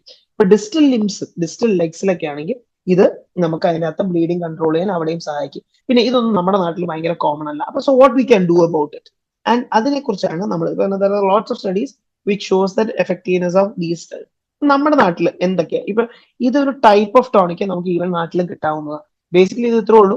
നമ്മളൊരു വെൽക്രോ പോലത്തെ ഒരു കൺസെപ്റ്റ് ആണ്. നമ്മളിപ്പോ ക്യാൻഡിൽ ഇടാൻ നേരത്തൊക്കെ ചിലപ്പോൾ വെൽക്രോ ഉപയോഗിക്കും, അതേപോലത്തെ ഒരു കൺസെപ്റ്റ് ആണ്. നമ്മൾ ആ ഇഞ്ചുറിയുടെ 2 to 3 ഇഞ്ച് മുകളിലായിട്ട് നമ്മൾ ഈ സാധനം ഇട്ട് നമ്മൾ ടൈറ്റ് ആയിട്ട് കെട്ടുക. So basically what you are trying to do arterial പ്രഷറിനെക്കാട്ടിലും മുകളിൽ എത്തുമ്പോഴത്തേക്ക് അവിടേക്കുള്ള ബ്ലഡ് ലോസ് അല്ലെങ്കിൽ ബ്ലഡ് കൂൾ ചെയ്യണത് കുറയ്ക്കുക എന്നുള്ളതാണ് ഉദ്ദേശിക്കുന്നത്. ഇതിന് എളുപ്പത്തിന് നമുക്ക് ചെയ്യാൻ പറ്റുന്ന കാര്യങ്ങളാണ് ഇതെല്ലാം. ബേസിക്കലി നമ്മൾ വെറുതെ ഒരു ഗോസ് പീസ് ഉണ്ടെങ്കിൽ ആ ഗോസ് പീസ് ആ വൂണ്ടിന്റെ മുകളിൽ 2 to 4 ഇഞ്ചസ് വൂണ്ടിന്റെ മുകളിലായിട്ട് ഗോസ് പീസ് ടൈ ചെയ്തിട്ട് ഒരു നോട്ട് ഇട്ടിട്ട് ആ നോട്ടിലേക്ക് നമ്മളൊരു ഒരു ഒരു പേനയോ അല്ലെങ്കിൽ ഒരു എന്തെങ്കിലും ഒരു വടിക്കഷനോ എന്തെങ്കിലും what ever available which is hard. ഇപ്പൊ ഈവൻ ഒരു നമ്മൾ സിറിഞ്ച് മറ്റേ നമ്മുടെ സിസർ ആയാലും മതി അല്ലെങ്കിൽ ഒരു ഫോസപ്സ് ആയാലും മതി. ആ ഫോസപ്സ് ആ ടൈ ചെയ്ത നോട്ടിന്റെ മുകളിലേക്ക് വെച്ചിട്ട് അതിന്റെ മുകളിൽ ഈ നോട്ട് ഒന്നും കൂടെ ടൈ ചെയ്തിട്ട് നമ്മൾ തിരിക്കുക ആ സാധനം. അപ്പൊ അത് കുറച്ച് പ്രാവശ്യം തിരിച്ചു കഴിയുമ്പോഴത്തേക്കും it start acting as A tightness അവിടെ കൂട്ടുകയും അവിടെ ബ്ലീഡിങ് കൺട്രോൾ ചെയ്യാനുള്ള സഹായത്തിലേക്ക് മാറുകയും ചെയ്യും.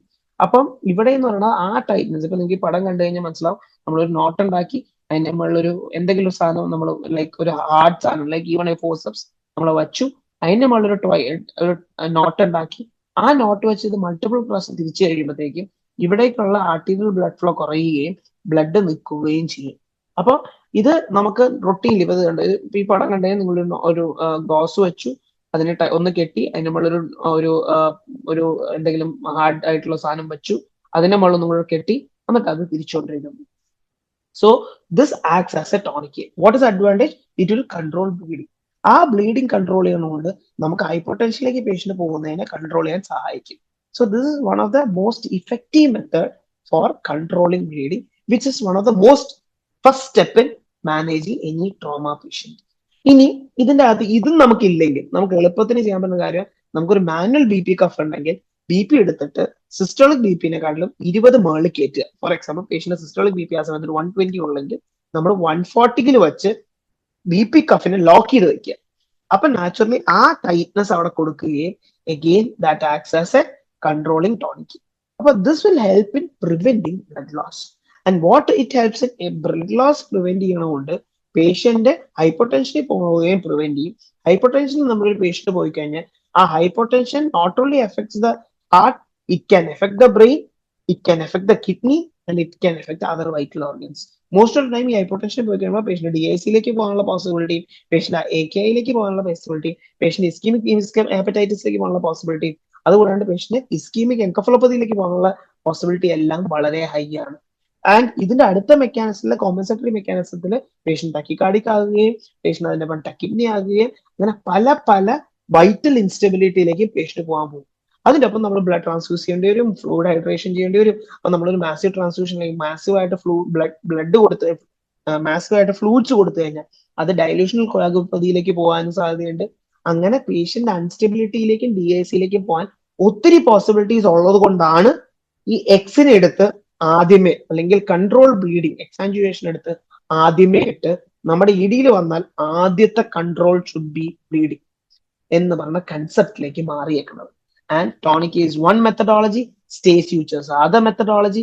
ബേസിക്കലി അവിടുത്തെ ക്രക്സിനെ, അവിടുത്തെ ബ്ലീഡിങ്ങിനെ ഇമ്മീഡിയറ്റ്ലി മാനേജ് ചെയ്യുക, ടൈം നോക്കി പെട്ടെന്ന് തന്നെ മാനേജ് ചെയ്യണം.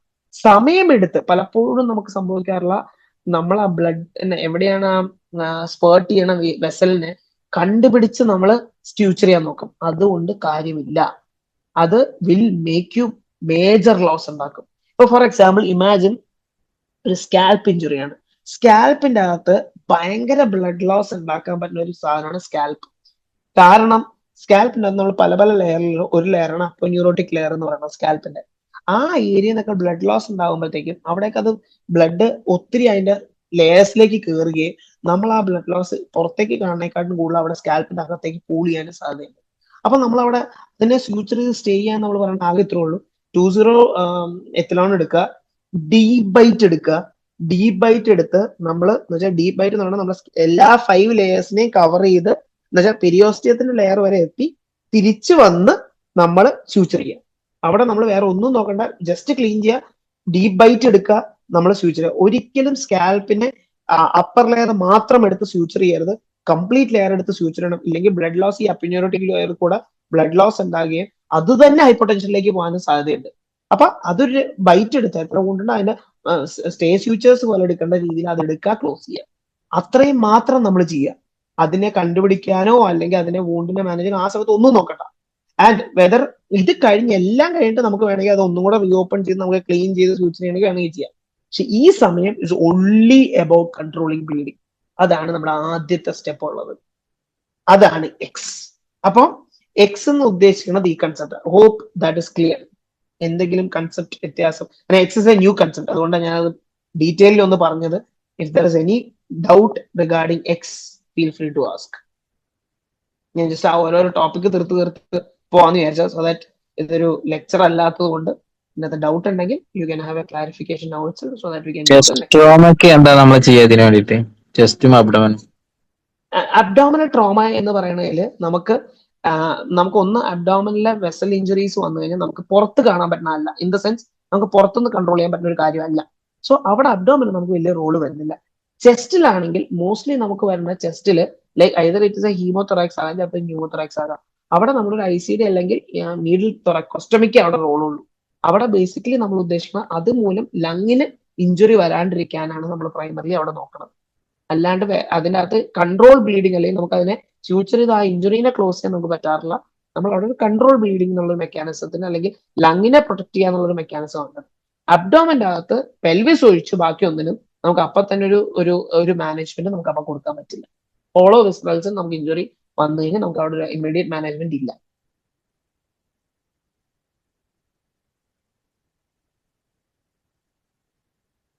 നമ്മളിപ്പോ പറഞ്ഞേക്കണ മെയിൻലി എക്സാഞ്ചുവേഷൻ കൊണ്ട് ഉദ്ദേശിക്കുന്നത് limbs, fractures, open injuries, lungs, ഇത്രയും കാര്യങ്ങളുടെയാണ്. പെൽവിസ്, ഇത്രയും കാര്യങ്ങളാണ് നമുക്ക് ഇൻക്ലൂഡിങ് സ്കാൽപ്പ്, ഈവൻ ഫേഷ്യലിനും നമുക്ക് കുറച്ച് സപ്പോർട്ട് ചെയ്യാൻ പറ്റും. ഹോളോ ഏരിയാസ് ലൈക്ക് അബ്ഡോമൻ, ലങ്സിന്റെ അകം, മീഡിയസ്റ്റീനും ഇതിന് നമുക്ക് റോളില്ല.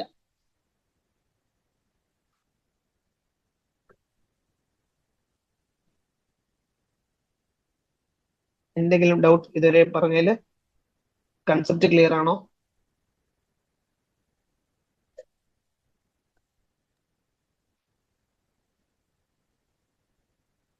Is it fine? Can I go to the next area? Yes. Yeah. Yes. അപ്പം ഇതിന്റെ അകത്ത് അടുത്തൊരു കൺസെപ്റ്റ് എന്ന് പറയുന്നതാണ് നമ്മൾ സിറ്റുവേഷണൽ അവയർനെസ് അല്ലെങ്കിൽ മെക്കാനിസം ഓഫ് ഇഞ്ചുറി എന്ന് പറയുന്നത്. പലപ്പോഴും ട്രോമയിൽ സംഭവിക്കുന്ന കാര്യങ്ങളുടെ എന്ന് വെച്ചാൽ when compared to other injuries, ഇപ്പൊ എനിക്കൊരു പനിയായിട്ട് ഞാൻ വരുന്നു, അല്ലെങ്കിൽ ഒരു ചുമയായിട്ട് വരുമ്പോൾ എനിക്കൊരു പ്രോപ്പർ ഹിസ്റ്ററി ഉണ്ട്, ഞാൻ ചുമച്ചു അല്ലെങ്കിൽ എനിക്ക് പനിയുണ്ട് എന്നുള്ളത്. ട്രോമയിൽ സംഭവിക്കുന്ന വെച്ചാൽ ഓരോ ടൈപ്പ് ട്രോമ ഇസ് ഡിഫറെന്റ്. എന്ന് വെച്ചാൽ ഒരാൾ ഒരു സ്റ്റെപ്പ് ഇറങ്ങുമ്പോൾ കാല് തട്ടിയിട്ട് വീണതും 4 സ്റ്റെപ്പിന്റെ ത്രൂ വീഴുന്നതും, ഒരാൾ നടന്നു പോകുമ്പോൾ ഒരു സ്റ്റെപ്പ് തട്ടിയിട്ട് വീഴുന്നതും, അതുകൂടാണ്ട് ഒരാള് എന്താണ് ഒരു സൈക്ലിങ്ങിന് വീഴുന്നതും, ഒരു ബൈക്ക് ഓടിച്ചുകൊണ്ട് സ്പീഡിൽ പോകുമ്പോൾ വീഴുന്നതും, ഒരു കാർ ഇടിക്കുമ്പോൾ ഉണ്ടാകുന്ന ഇഞ്ചുറിയും എല്ലാം പലതാണ്. പറഞ്ഞു വരുമ്പോൾ ഇതെല്ലാം ട്രോമയാണ്. പക്ഷെ it is the mechanism is different. അപ്പൊ അതിനാണ് ഈ മെക്കാനിസം ഓഫ് ഇഞ്ചുറി എന്ന് പറയണത്. ഈ മെക്കാനിസം ഓഫ് ഇഞ്ചുറി എന്ന് പറയുന്നതിന് നമുക്ക് എന്താ കൺസെപ്റ്റ് എന്ന് ഉദ്ദേശിക്കുന്നത് ഇത്രയേ ഉള്ളൂ. എങ്ങനെയാണ് ആ ഇഞ്ചുറി ആ പേഷ്യന്റിൽ ഉണ്ടായത്? That is very important history that we need to procure. അപ്പൊ ഒരു പേഷ്യന്റ് ട്രോമ ആയിട്ട് വരുമ്പോൾ ആ പേഷ്യന്റിന്റെ അടുത്ത് നമ്മൾ അല്ലെങ്കിൽ പേഷ്യന്റ് റിലേറ്റീവ്സിന്റെ അടുത്ത് നമുക്ക് പറ്റുന്നതെങ്കിൽ അവരിൽ എന്താണ് അവിടെ സംഭവിച്ചത് എന്നുള്ള ക്ലാരിറ്റി കിട്ടണം. കാരണം ചില സമയങ്ങളിൽ what we have seen is patient വണ്ടി ഓടിച്ചുകൊണ്ടിരിക്കുന്നു, അതുവരെ മര്യാദയ്ക്ക് ഓടിച്ച ഒരാള് വണ്ടി പോയി വണ്ടി പാളി പാളി പാളി പാളി പാളി ഒരു മതിലുമ ചെന്നിടിക്കുന്നു. എന്താണ് ആ മെക്കാനിസം ഇഞ്ചുറി സജസ്റ്റ് ചെയ്യണം? പേഷ്യന്റ് ഒരാൾ സ്ട്രെയിറ്റ് ആയിട്ട് വണ്ടി ഓടിച്ചുകൊണ്ടിരിക്കുന്നു, ആ വണ്ടി പാളി പാളി പാളി പാളി പാളി പാളി മേ ബി ഒരു 500 മീറ്റർ കഴിഞ്ഞിട്ട് അപ്പുറത്ത് നിന്ന് വണ്ടി ഇടിക്കുന്നു. എന്താണ് what does the mechanism of injury suggest in this history?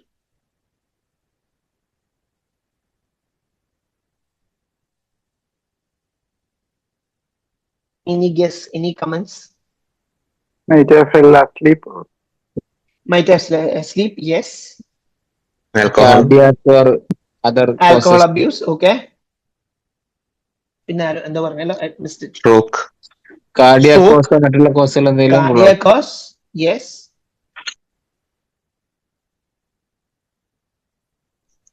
ഒരെണ്ണം കൂടെ, ഒരു common cause, Stroke. Hypoglycaemia. So ഉറങ്ങിപ്പോയതാകാം, ആൽക്കഹോൾ ഓർ എനി അബ്യൂസ് ആകാം, സ്ട്രോക്ക് ആകാം, കാർഡിയാക് കോസ് ആകാം, ഹൈപ്പോഗ്ലൈസീമിയ ആകാം. ഇതും ട്രോമയായിട്ട് എന്തെങ്കിലും ബന്ധമുണ്ടോ? നമ്മൾ ട്രോമ കിടിലമായിട്ട് മാനേജ് ചെയ്തു, ഈ കാര്യങ്ങൾ മറന്നു പോയിട്ടുണ്ടെങ്കിൽ, അല്ലെങ്കിൽ നമ്മൾ അവിടെ സ്ട്രോക്കിനെ ഇവാലുവേറ്റ് ചെയ്തിട്ടില്ലെങ്കിൽ പേഷ്യന്റ് GCS ഇമ്പ്രൂവ് ആകാൻ പോകുന്നുണ്ടോ? അല്ലെങ്കിൽ പേഷ്യന്റ് ഒരു യൂണിലാറ്ററൽ പാരലിസിസ് ഉണ്ട്, നമ്മൾ ശ്രദ്ധിച്ചില്ല എങ്കിൽ അത് മിസ്സായ പണിയാണ്. പേഷ്യന്റ് ഹൈപ്പോഗ്ലൈസീമിയ പോയിട്ട് നമ്മൾ GRBS നോക്കിയിട്ടില്ലെങ്കിൽ, നമ്മൾ ഇതെല്ലാം കഴിഞ്ഞ അവസാനം GRBS നോക്കുമ്പോൾ GRBS 30 ഉള്ളെങ്കിൽ സംതിങ് ദാറ്റ് ഇസ് മിസ്ഡ്. ഇതെല്ലാം ചെയ്തു, പേഷ്യന്റ് ഒരു EC എടുത്തില്ല, സ്റ്റെമി ആയിരിക്കും, നമ്മളൊരു EC എടുത്തിട്ടില്ലെങ്കിൽ we are going to miss the boat. So mechanism of injury എന്ന് പറയുന്നത് ആ സംഭവിച്ച കഥ കറക്റ്റ് ആയിട്ട് നമുക്ക് മനസ്സിലാവണം. ഒരാള് എങ്ങനെ വീണു, എങ്ങനെ ഇഞ്ചുറി ഉണ്ടായി, അതിന്റെ ഡീറ്റെയിൽ ഹിസ്റ്ററി നമുക്ക് കറക്റ്റ് ആയിട്ട് അറിഞ്ഞാൽ നമുക്ക് അതിനകത്ത് മാനേജ്മെന്റ് വ്യത്യാസം. ഞാൻ ഒരു സിമ്പിൾ എക്സാമ്പിൾ പറയാം. ഇന്നലെ ന്യൂസ് പേപ്പറിൽ വന്നൊരു കാര്യമാണ്. ഒരു എറണാകുളത്ത് ഒരു സ്കൂൾ വിദ്യാർത്ഥി സ്കൂളിൽ നിന്ന് ഇറങ്ങി സൈക്കിളായിരുന്നു എന്റെ ഓർമ്മ വരുന്ന സമയത്ത് ഒരു കാറ് ഇടിച്ചിട്ട് പോയി. ഇതാണ് ഹിസ്റ്ററി. ഓക്കെ, അപ്പൊ ആ കാറ് നിർത്താണ്ടുമാണ് പോയത്. ഇന്നലെ ന്യൂസ് പേപ്പറിൽ വന്ന ഒരു ആർട്ടിക്കിൾ ആണ്. അപ്പം ഇങ്ങനത്തെ ഒരു സംഭവത്തില് സസ്പെക്ട് ചെയ്യുന്നത് ഒരു വണ്ടി വന്ന് ഇടിച്ചിട്ട് പോകുമ്പോ ഉണ്ടാകുന്ന ഒരു ഇഞ്ചുറി ആ ഒരു കുട്ടിക്ക് എന്ന് പറയുന്നത് വളരെ കൂടുതലാണ്. അപ്പൊ നമ്മൾ അതെല്ലാം വർക്ക്ഔട്ട് ചെയ്യണം, അതെല്ലാം ചെയ്യണം. ഇത് കഴിഞ്ഞിട്ട് ഇന്നലത്തെ ഇത് എനിക്ക് തോന്നുന്നു മിനിഞ്ഞാന്ന് സംഭവിച്ചതാണ്. ഇന്നലെ ആ പേപ്പറിൽ വന്നു സംഭവിച്ചത് ആക്ച്വലി ഈ കൊച്ചു സൈക്കിൾ ഓടിച്ചു പോണ സമയത്ത് ഒരു വണ്ടി സൈഡിൽ പാർക്ക് ചെയ്ത ഒരു വണ്ടിയുടെ വാതിൽ തുറന്നു. വാതിൽ തുറന്നപ്പോ ഈ വാതിൽ ഈ സൈക്കിളിന് വന്ന് തട്ടി കൊച്ചു സൈക്കിളിൽ നിന്ന് താഴത്തേക്ക് വീണു. കാർ അതിന്റെ സൈഡിൽ കൂടെ പോയി. കാർ ഇതുമായിട്ട് ഒരു ബന്ധവുമില്ല. രണ്ടിന്റെയും ഇഞ്ചുറി മെക്കാനിസം വ്യത്യാസം ഉണ്ടാവോ ഇല്ലയോ?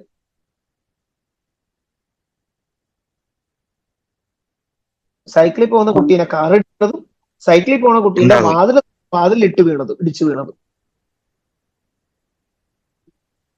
വ്യത്യാസം ഉണ്ടാവും. അപ്പൊ ഇത് നമുക്ക് അറിഞ്ഞുകൂടെങ്കിൽ നമ്മുടെ ഇവാലുവേഷൻ മൊത്തം തെറ്റും. അപ്പൊ നമ്മുടെ ആ ഒരു കാര്യമാണ് ഈ മെക്കാനിക്സ് ഇഞ്ചുറിയുടെ ഇമ്പോർട്ടൻസ്. ഞാൻ 2-3 എക്സാമ്പിൾസ് കാണിക്കാം. ഇപ്പൊ ഇത് ഒരു ചിലപ്പോ ഇത് ഫേസ് ഓൺ ഫേസ് കൊളീഷൻ ആകാം, ഈ കാറ് എന്ന് ഇടിക്കണാകാം. ഇങ്ങനത്തെ ഒരു ഇഞ്ചുറിയിൽ നിങ്ങൾക്ക് ഇപ്പൊ ഈ ഒരു പടം കണ്ടു, ഈ ഒരു ഇഞ്ചുറി കണ്ടു, എന്തൊക്കെ ഇഞ്ചുറി സസ്പെക്ട് ചെയ്യാം?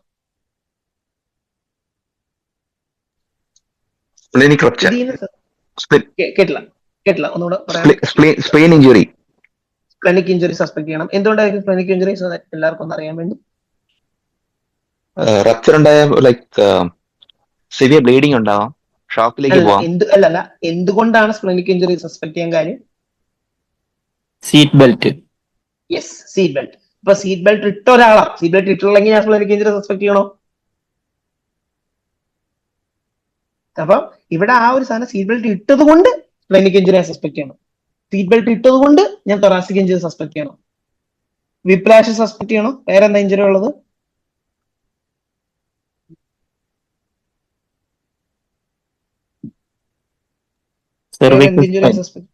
Cervical spine injury, whiplash injury, cervical spine injury. ഇങ്ങനത്തെ ഒരു കേസിൽ എപ്പോഴും നമ്മൾ ഓർക്കേണ്ട സാധനമാണ് കൂപ്പ്, counter കൂപ്പ് injuries.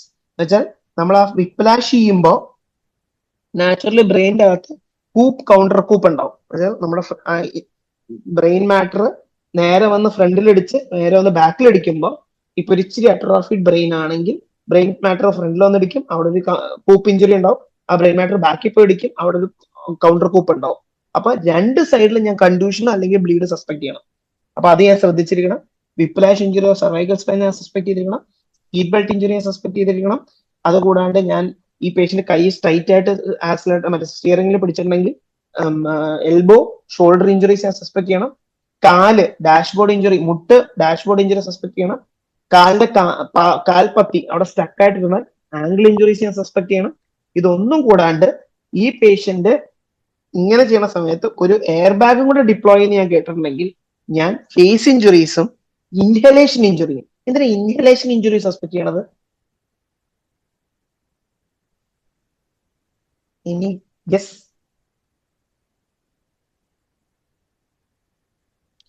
Air bag deploy ചെയ്യുമ്പോൾ എയർ ബാഗിന്റെ മുഖത്തും നമ്മൾ ഇടിക്കും. So that is facial injuries. പക്ഷെ ഈ എയർ ബാഗ് ഡിപ്ലോയ് ചെയ്ത് എയർ ബാഗ് പൊട്ടിക്കഴിഞ്ഞാൽ അതിനകത്ത് കുറെ പൗഡേഴ്സ് ഉണ്ട്. ഈ പൗഡേഴ്സ് ആക്ച്വലി ഇച്ചിരി ഇറിറ്റന്റ് പൗഡേഴ്സ് ആണ്. അത് ഇൻഹേൽ ചെയ്താൽ ഇൻഹലേഷൻ ഇഞ്ചുറി എന്ന് പറഞ്ഞാൽ ബ്രോങ്കോസ്പാസത്തിലേക്ക് പോവാം. സോ അത് ഞാൻ സസ്പെക്ട് ചെയ്യണം. അപ്പോ നമ്മുടെ ഒരു പേഷ്യന്റ് ഇഞ്ചുറി മെക്കാനിസം അറിഞ്ഞു കഴിഞ്ഞാൽ we can have one upper hand on what all injuries we can suspect. കാരണം ട്രോമയിൽ കുഞ്ഞു കുഞ്ഞു ഇഞ്ചുറി മിസ് ചെയ്യാൻ വളരെ ചാൻസ് കൂടുതലാണ്. ഇപ്പൊ ഞാൻ കൗണ്ടർ കൂപ്പ് സസ്പെക്ട് ചെയ്തിട്ടില്ലെങ്കിൽ ഞാൻ ശ്രദ്ധിക്കില്ല അത്.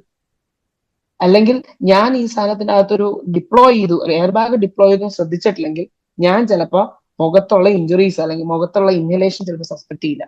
സോ ഇപ്പൊ ഈ ഒരു കേസ് ഈ ഒറ്റ പടം കണ്ടു കഴിഞ്ഞാൽ നമുക്ക് സസ്പെക്ട് ചെയ്യേണ്ട കോമൺ ഇഞ്ചുറീസ് കൂടാണ്ട് whiplash injury, coup counter coup injury, seat belt injury, shoulder injuries, elbow injuries, knee injuries, ankle injuries, air bag deploy ചെയ്തിട്ടുണ്ടെങ്കിൽ ഫേഷ്യൽ ഇഞ്ചുറീസ്, ഇൻഹലേഷൻ ഇഞ്ചുറീസ്. ഇത്രയും സാധനം ഈ ഒറ്റൊരു ഇമേജ് എനിക്ക് കിട്ടിക്കഴിഞ്ഞാൽ നമ്മൾ ഓർത്തിരിക്കണം. അപ്പൊ നമ്മുടെ ഇവാലുവേഷനും ആ രീതിയിലാവണം. അതിനു വേണ്ടിയാണ് ആ കൺസെപ്റ്റ് പറയണത്. അതിന്റെ ഒപ്പം തന്നെ ഇങ്ങനെ ഒരു കാഴ്ച, ഒരാള് ഫോളിൻ ഔട്ട് സ്ട്രെച്ച് ഹാൻഡ്. നമ്മൾ സ്ഥിരമായിട്ട് MBBS പഠിച്ചുകൊണ്ടിരിക്കുന്ന സമയത്ത് നമുക്ക് എപ്പോഴും കേൾക്കുന്ന ഒരു സാധനമാണ് ഫോളിൻ ഔട്ട് സ്ട്രെച്ച് ഹാൻഡ്. അപ്പൊ ഈ ഫോളിൻ ഔട്ട് സ്ട്രെച്ച് ഹാൻഡ് എന്ന് പറയുന്നത് ഇങ്ങനത്തെ ഒരാൾ ഒന്ന് ഫോൾ ചെയ്തു, ആ ഫോൾ ചെയ്തപ്പോ കൈ കുത്തി വീണു എന്ന് പറയുമ്പോൾ എന്തൊക്കെയായിരിക്കണം ഞാൻ സസ്പെക്ട് ചെയ്യണം? ആ കുത്തിയ ഭാഗം കോളീസ് സസ്പെക്ട് ചെയ്യണം, എൽബോ ഇഞ്ചുറി സസ്പെക്ട് ചെയ്യാം, ഷോൾഡർ ഡിസ്ലൊക്കേഷൻ സസ്പെക്ട് ചെയ്യാം, very rarely can suspect, distal radioulnar instability suspect ചെയ്യാം, മുട്ടിടിച്ചിട്ടുണ്ടെങ്കിൽ റിഫ്രാക്ചർ സസ്പെക്ട് ചെയ്യാം, മുട്ടിടിച്ചിട്ടുണ്ടെങ്കിൽ മുട്ട് ഇഞ്ചുറീസും സസ്പെക്ട് ചെയ്യാം. ഇനി ഇതേ കേസ് പേഷ്യന്റ് വീണത് ഇങ്ങനെയാണ്, നടന്ന വഴിക്ക് ഒരു സ്ഥാനത്തുമ്പോ തട്ടി ഫോളിൻ ചെസ്റ്റ് ലെവലിൽ ഫോൾ ചെയ്യുക. ഇതും കഴിഞ്ഞത് രണ്ടും വീണത് തന്നെയാണ്. പക്ഷെ ഇവിടെ ആവുമ്പോ എന്താ, ആ വീഴ്ചയിൽ ഒരു ഹൈപ്പർ എക്സ്റ്റൻഷൻ വന്നതോടെ പേഷ്യന്റിന് സ്പൈനൽ കോഡ് ഇഞ്ചുറീസ് സസ്പെക്ട് ചെയ്യണം. കാല് ഇങ്ങനെ തട്ടി വീണത് കൊണ്ട് കാലിന്റെ ആംഗിൾ ഇഞ്ചുറി സസ്പെക്ട് ചെയ്യണം, രണ്ട് കൈയും കുത്തിയേക്കണോണ്ട് കൈയിന്റെ ഇഞ്ചുറി സസ്പെക്ട് ചെയ്യണം, പേഷ്യന്റ് നേരെ ചെന്ന് ചെസ്റ്റ് അല്ലെങ്കിൽ അബ്ഡോമിൻ ഇടിച്ചിട്ടുണ്ടെങ്കിൽ അവിടെയും ഇഞ്ചുറീസ് സസ്പെക്ട് ചെയ്യണം. അപ്പോ മെക്കാനിസം ഓഫ് ഇഞ്ചുറി, എന്താണ് അവിടെ കൃത്യമായിട്ട് സംഭവിച്ചത് എന്നുള്ള വ്യക്തത gives us a better understanding of what all the injuries that has happened. That is something that is very crucial when it comes to trauma management. I hope the concept is clear. Yes. Okay, fine. അപ്പൊ ഇതാണ് basic crux about trauma injuries. So അപ്പൊ നമ്മൾ ആദ്യം പറഞ്ഞതിലേക്ക് തിരിച്ചു പോകുന്നു. We come to ABCD management with excess exsanguination where it is controllable. പക്ഷെ ഇതിനകത്ത് ഒരു സാധനം ഞാൻ പുതിയതായിട്ട് ആഡ് ചെയ്തേക്കുന്നത് ഇവാലുവേറ്റ്, ഐഡന്റിഫൈ, ഇന്റർവ്യൂ. ഈ 3 വാക്കും ട്രോമ മാനേജ്മെന്റിൽ വളരെ ഇമ്പോർട്ടന്റ് ആണ്. എന്ന് വെച്ചാൽ ഞാൻ ഒരു സാധനം ഇപ്പൊ എക്സ് ആകാം, എ ആകാം, ബി ആകാം, സി ആകാം, ഡി ആകാം, ഇത് ഞാൻ ഇവാലുവേറ്റ് ചെയ്തുകൊണ്ടിരിക്കുമ്പോൾ ഒരു ഇഞ്ചുറി, ഒരു സാധനം ഞാൻ ഐഡന്റിഫൈ ചെയ്തിട്ടുണ്ടെങ്കിൽ അത് അവിടെ നിന്ന് തന്നെ ഇന്റർവീൻ ചെയ്യണം. എല്ലാം തീർത്തിട്ട് ഇന്റർവീൻ ചെയ്യാൻ നോക്കരുത്. Intervening of XABCD goes parallelly. ഞാൻ ഇപ്പൊ നേരത്തെ പറഞ്ഞു, ഞാനൊരു ബ്ലീഡിങ് കയ്യിൽ കണ്ടു, ഞാൻ അവിടെ തന്നെ അത് കൺട്രോൾ ചെയ്തിട്ട് മാത്രമേ ഞാൻ എയിലേക്ക് പോകാൻ പാടുള്ളൂ. ഞാൻ എയർവേ മാനേജ് ചെയ്യുന്ന സമയത്ത് പേഷ്യന്റ് വായിൽ മൊത്തം സെക്രീഷനാണ്, ഞാൻ എന്നാ ശരി ഞാൻ ബ്രീത്തിങ് കൂടെ തീർത്തിട്ട് ഞാൻ അത് എയർവേ സക്ഷൻ ചെയ്യാൻ ചിന്തിക്കരുത്. അത് അവിടെ നിന്ന് തന്നെ മാനേജ് ചെയ്ത് പോകണം. കാരണം X kills before A kills before B kills before C. X manage ചെയ്തില്ലെങ്കിൽ X കാരണം തന്നെ പേഷ്യന്റ് മോർട്ടാലിറ്റി ഉണ്ടാവും. X മാനേജ് ചെയ്തു, A മാനേജ് ചെയ്യേണ്ട സമയത്ത് A മാനേജ് പ്രോപ്പർലി ചെയ്തില്ലെങ്കിൽ A കാരണം പേഷ്യന്റ് മോർട്ടാലിറ്റി ഉണ്ടാവും, A കാരണം B അൺസ്റ്റേബിൾ ആവും, B കാരണം C അൺസ്റ്റേബിൾ ആവും. ആ വ്യക്തത ഉണ്ടെങ്കിൽ മാത്രമേ നമ്മുടെ ഈ മാനേജ്മെന്റ് ക്ലിയർ ആവുള്ളൂ. I come to that concept a bit more clear. അപ്പൊ എന്താണ് ഈ ABCD? Airway, breathing, circulation. Airway എന്ന് ഉദ്ദേശിക്കുന്നത് നമ്മുടെ മൂക്ക് തൊട്ട് നമ്മുടെ ട്രക്കിയ വരെയാണ് ഈ എയർവേ എന്ന് പറയുന്ന കാര്യം. ഈ എയർവേ ക്ലിയർ അല്ലെങ്കിൽ, ഇപ്പൊ ഞാൻ ഒരു എക്സാമ്പിൾ പറയാം. ഒരു patient is coming to ED. ആ പേഷ്യന്റ് EDയിലേക്ക് വരുമ്പോൾ പേഷ്യന്റ് സാച്ചുറേഷൻ ഇസ് 68% എന്ന് വിചാരിക്കുക.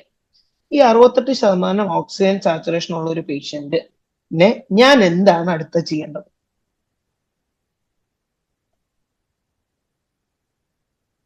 Patient is 68 saturation. What should I do next?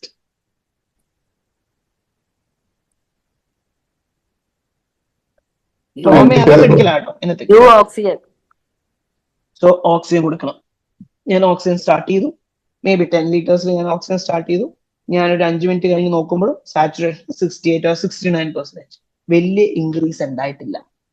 What should I look next? Airway obstruction. Airway, ഇപ്പൊ എനിക്ക് 2 മൂക്കും അടഞ്ഞിരിക്കുക, പേഷ്യന്റിന് നല്ല ടോൺസിൽസ് ഉണ്ട്, എയർവേ ബ്രത്ത് എടുക്കുന്നത് കോംപ്രമൈസ്ഡ് ആണ്, അല്ലെങ്കിൽ പേഷ്യന്റ് വായിൽ നല്ല സെക്രീഷൻസ് ഉണ്ട്, പേഷ്യന്റ് ഇച്ചിരി ഹോസ്നെസ് അല്ലെങ്കിൽ സ്ട്രൈഡർ ഉണ്ട്, പേഷ്യന്റ് മൂക്ക് 2 അടഞ്ഞിരിക്കുക. ഞാൻ 10 ലിറ്ററോ 20 ലിറ്ററോ 30 ലിറ്ററോ ഓക്സിജൻ കൊടുത്താലും ഈ സാച്ചുറേഷൻ കൂടുവോ? അപ്പൊ basic concept airway properly clear ചെയ്തില്ലെങ്കിൽ ഞാൻ എന്ത് കാണിച്ചാലും ബ്രീത്തിങ് സ്റ്റെബിലൈസ്ഡ് ആവില്ല. സോ അതുകൊണ്ടാണ് A ക്ലിയർ ചെയ്ത് A സ്റ്റെബിലൈസ് ചെയ്താൽ മാത്രമേ ബിയിലേക്ക് പോയിട്ട് കാര്യമുള്ളൂ. സോ അതാണ് A മാനേജ്മെന്റ് ടേക്സ് പ്രയോറിറ്റി എന്ന് പറയുന്നത്. ഇനി ബിയിലേക്ക് വരുന്നു. ബിയിലേക്ക് അപ്പൊ ഞാൻ എയർവേ ക്ലിയർ ചെയ്തു, ഓക്സിജൻ സാച്ചുറേഷൻ O2 സ്റ്റാർട്ട് ചെയ്തു, O2 സ്റ്റാർട്ട് ചെയ്ത് 10 ലിറ്റർ പോകുന്നു, പിന്നെയും ഓക്സിജൻ സാച്ചുറേഷൻ കയറുന്നില്ല, 70% നിൽക്കുന്നു. ഞാൻ അടുത്ത എന്തായിരിക്കണം ചെയ്യണത്? What should I do next? Breathing correct ചെയ്യണം. Breathing correct. ഓക്കെ, അപ്പൊ ബ്രീത്തിങ് കറക്റ്റ് ചെയ്യാന്ന് വെച്ചാൽ എന്താണ് കറക്റ്റ് ചെയ്യേണ്ടത്? ബാഗ് ആൻഡ് മാസ്ക് കൊടുക്കുക, അല്ലെങ്കിൽ ഓക്കെ, ബാഗ് ആൻഡ് മാസ്ക് കൊടുക്കാം. Okay, something else, anything else? നമ്മുടെ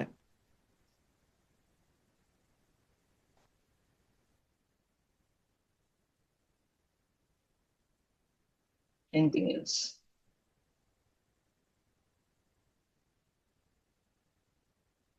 നമ്മൾ ഓക്സിജൻ കൊടുത്തു, എയർവേ കയറുന്നില്ല. അടുത്ത ശ്രദ്ധിക്കേണ്ടത് ഓസ്കൾട്ടേഷൻ. കാരണം സിവിയർ ബ്രോങ്കോസ്പാസം ഉണ്ട്. ഞാൻ എത്ര O2 കൊടുത്താലും ഓക്സിജൻ സാച്ചുറേഷൻ കൂടുവോ? Patient is having severe bilateral bronchospasm. ഞാൻ എത്ര ഔട്ട് കൊടുത്താലും ഓക്സിജൻ സാച്ചുറേഷൻ കൂടും.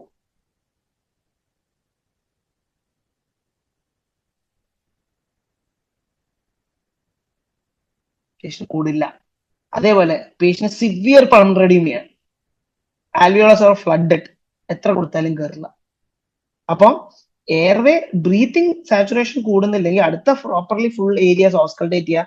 നെബുലൈസ് ചെയ്യണമെങ്കിൽ നെബുലൈസ് ചെയ്യണം, ചിലപ്പോൾ ലാസിക്സ് കൊടുക്കണമെങ്കിൽ ലാസിക്സ് കൊടുക്കണം. നമ്മൾ അവിടെ എയർവേ അല്ലെങ്കിൽ ബ്രീത്തിങ് പെത്തോളജി കറക്റ്റ് ചെയ്തില്ലെങ്കിൽ നമ്മൾ എത്ര കൊടുത്താലും സാച്ചുറേഷൻ കൂടാൻ പോകുന്നു. ഇനി ഇത് ഞാൻ മാനേജ് ചെയ്ത് എഫക്റ്റീവ് മാനേജ് ചെയ്തില്ലെങ്കിൽ പേഷ്യന്റ് ഹൈപ്പോക്സി ആയി തുടങ്ങിക്കഴിഞ്ഞാൽ പേഷ്യന്റ് ബ്രാഡിക്കാർഡിയയിലേക്ക് പോവും. Will hypoxia push to bradycardia?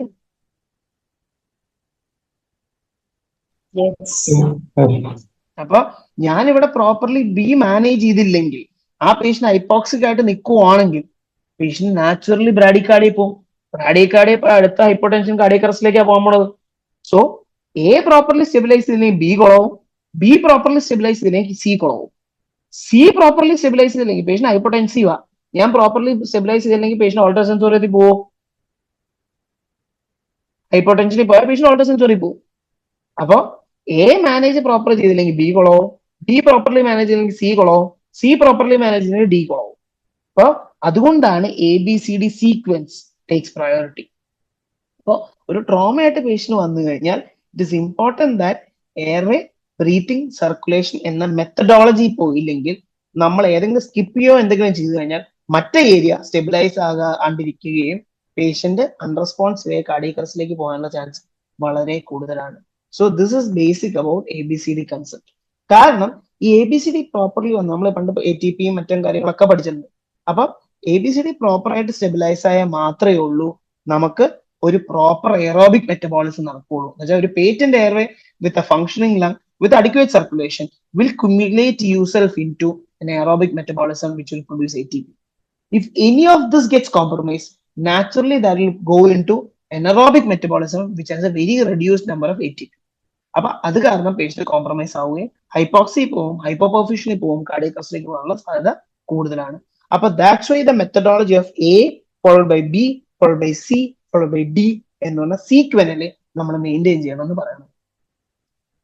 അപ്പം ആ ഒരു കൺസെപ്റ്റ് വന്നാൽ മാത്രമേ ഉള്ളൂ നമ്മൾ അടുത്ത ഓരോ ഫേസിലേക്ക് ക്ലിയർ ആയി പോകാൻ പറ്റുള്ളൂ. So we have just discuss 3 major parts of trauma management. One is exsanguination of X, second one is mechanism of injury, and third one is ABCD, what is the importance of sequence management. Is this clear? ഈ മൂന്നിൽ എന്തെങ്കിലും doubt ഉണ്ടോ? Anything you need to clarify in this?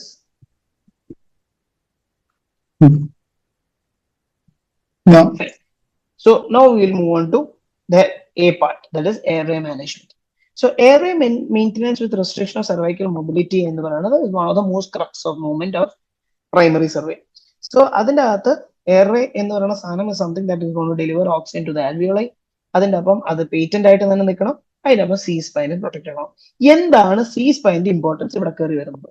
C spine എന്ന് പറയുന്ന കാര്യം എപ്പോ airway manage ചെയ്താലും mobility ഉണ്ടാകുന്ന ഒരു ഏരിയയാണ് സർവൈക്കൽ സ്പൈൻ.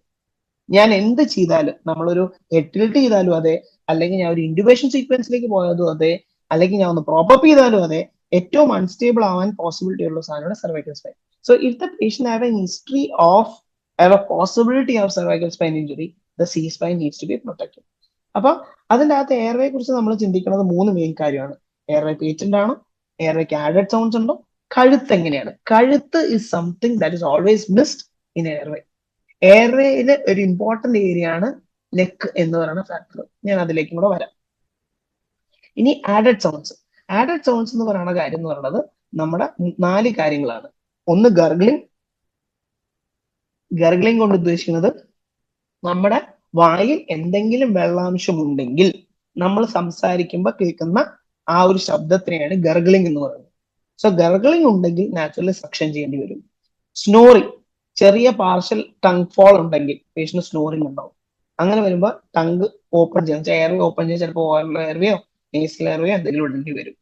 പിന്നെയുള്ള സ്ട്രൈഡർ. സ്ട്രൈഡർ എന്ന് പറയുന്നത് ആ ഒരു ഹാർഷ് സൗണ്ട് എന്ന് വെച്ചാൽ നമ്മൾ ഈ ഒരു ശബ്ദം മാറ്റിയേ, അല്ലെങ്കിൽ ഈ ഒരു ശബ്ദം, that is called as striders. Strider എന്ന് പറയുന്നത് അപ്പർ ലാരിഞ്ചൽ എഡീമയാണ് സജസ്റ്റ് ചെയ്യുന്നത് സ്ട്രൈഡർ എന്ന് പറഞ്ഞ് ഉദ്ദേശിക്കുന്നത്. Last is hoarseness of voice. ഈ 4 കാര്യം takes priority when it comes to managing added sounds. ഞാൻ will come to each one in കുറച്ചുകൂടെ ഡീറ്റെയിൽ ആയിട്ട്. പിന്നെ ഇതിനൊപ്പം നമ്മൾ ചെയ്യണതാണ് സി സ്പൈൻ പ്രൊട്ടക്ട് ചെയ്യുക എന്നുള്ള കാര്യം. സി സ്പൈൻ പ്രൊട്ടക്ട് ചെയ്യുക എന്ന് പറയുന്നത് this is called as hand holding method എന്ന് പറയും. ഒരു പേഷ്യന്റ് ട്രോമയായിട്ട് വന്നു കഴിഞ്ഞാൽ സെർവൈക്കൽ സ്പൈൻ ഇഞ്ചുറി സസ്പെക്ട് ചെയ്യുന്നുണ്ട്, അല്ലെങ്കിൽ പോളിട്രോമയാണ്, പേഷ്യന്റ് സെൻസോറിയം കുറവാണെങ്കിൽ നമ്മൾ ആദ്യം ചെയ്യേണ്ടതാണ് സെർവൈക്കൽ സ്പൈനെ ഹോൾഡ് ചെയ്യുക എന്നുള്ളത്. ഈ സെർവൈക്കൽ സ്പൈനെ ഹോൾഡ് ചെയ്യുന്നതുകൊണ്ട് നമ്മൾ ഉദ്ദേശിക്കുന്നത് നെക്കിന്റെ മൂവ്മെന്റ് കൺട്രോൾ ചെയ്യുക എന്നുള്ളതാണ്. നെക്കിന്റെ മൂവ്മെന്റ് കൺട്രോൾ ചെയ്തില്ലെങ്കിൽ സെർവൈക്കൽ സ്പൈൻ മൂവ് ചെയ്യുകയും അതുകൂടാണ്ട് നെർവ് ഇഞ്ചുറീസ് വരാൻ സാധ്യതയുണ്ട്. എന്തൊക്കെ നെർവ് ഇഞ്ചുറീസ് വരാം? ഈ സെർവൈക്കൽ സ്പൈൻ എന്ന് പറയുന്ന ഈ ഭാഗം is something that controls the cervical or the spinal cord behind it. So spinal cord behind it delivers the C1, C2, C3, C4, C5, C6, C7 nerves in nerve roots in produce ചെയ്യുന്ന area ആണ് cervical spine എന്ന് പറയുന്ന കാര്യം.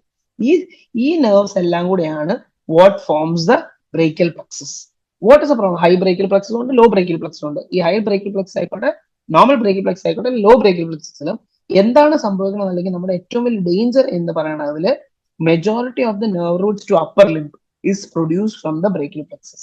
അപ്പൊ നമ്മുടെ കയ്യിലേക്കുള്ള complete nervous system എന്ന് പറയുന്ന സാധനമാണ്. അതുകൊണ്ടാണ് നമ്മൾ കഴുത്തില് കൈവേദന, കൈന് തരിപ്പുണ്ടോ, കൈന് വേദനയുണ്ടോ, കഴുത്തിന് വേദനയുണ്ടോ എന്നുള്ളത് ചോദിക്കാനുള്ള മെയിൻ കാര്യം.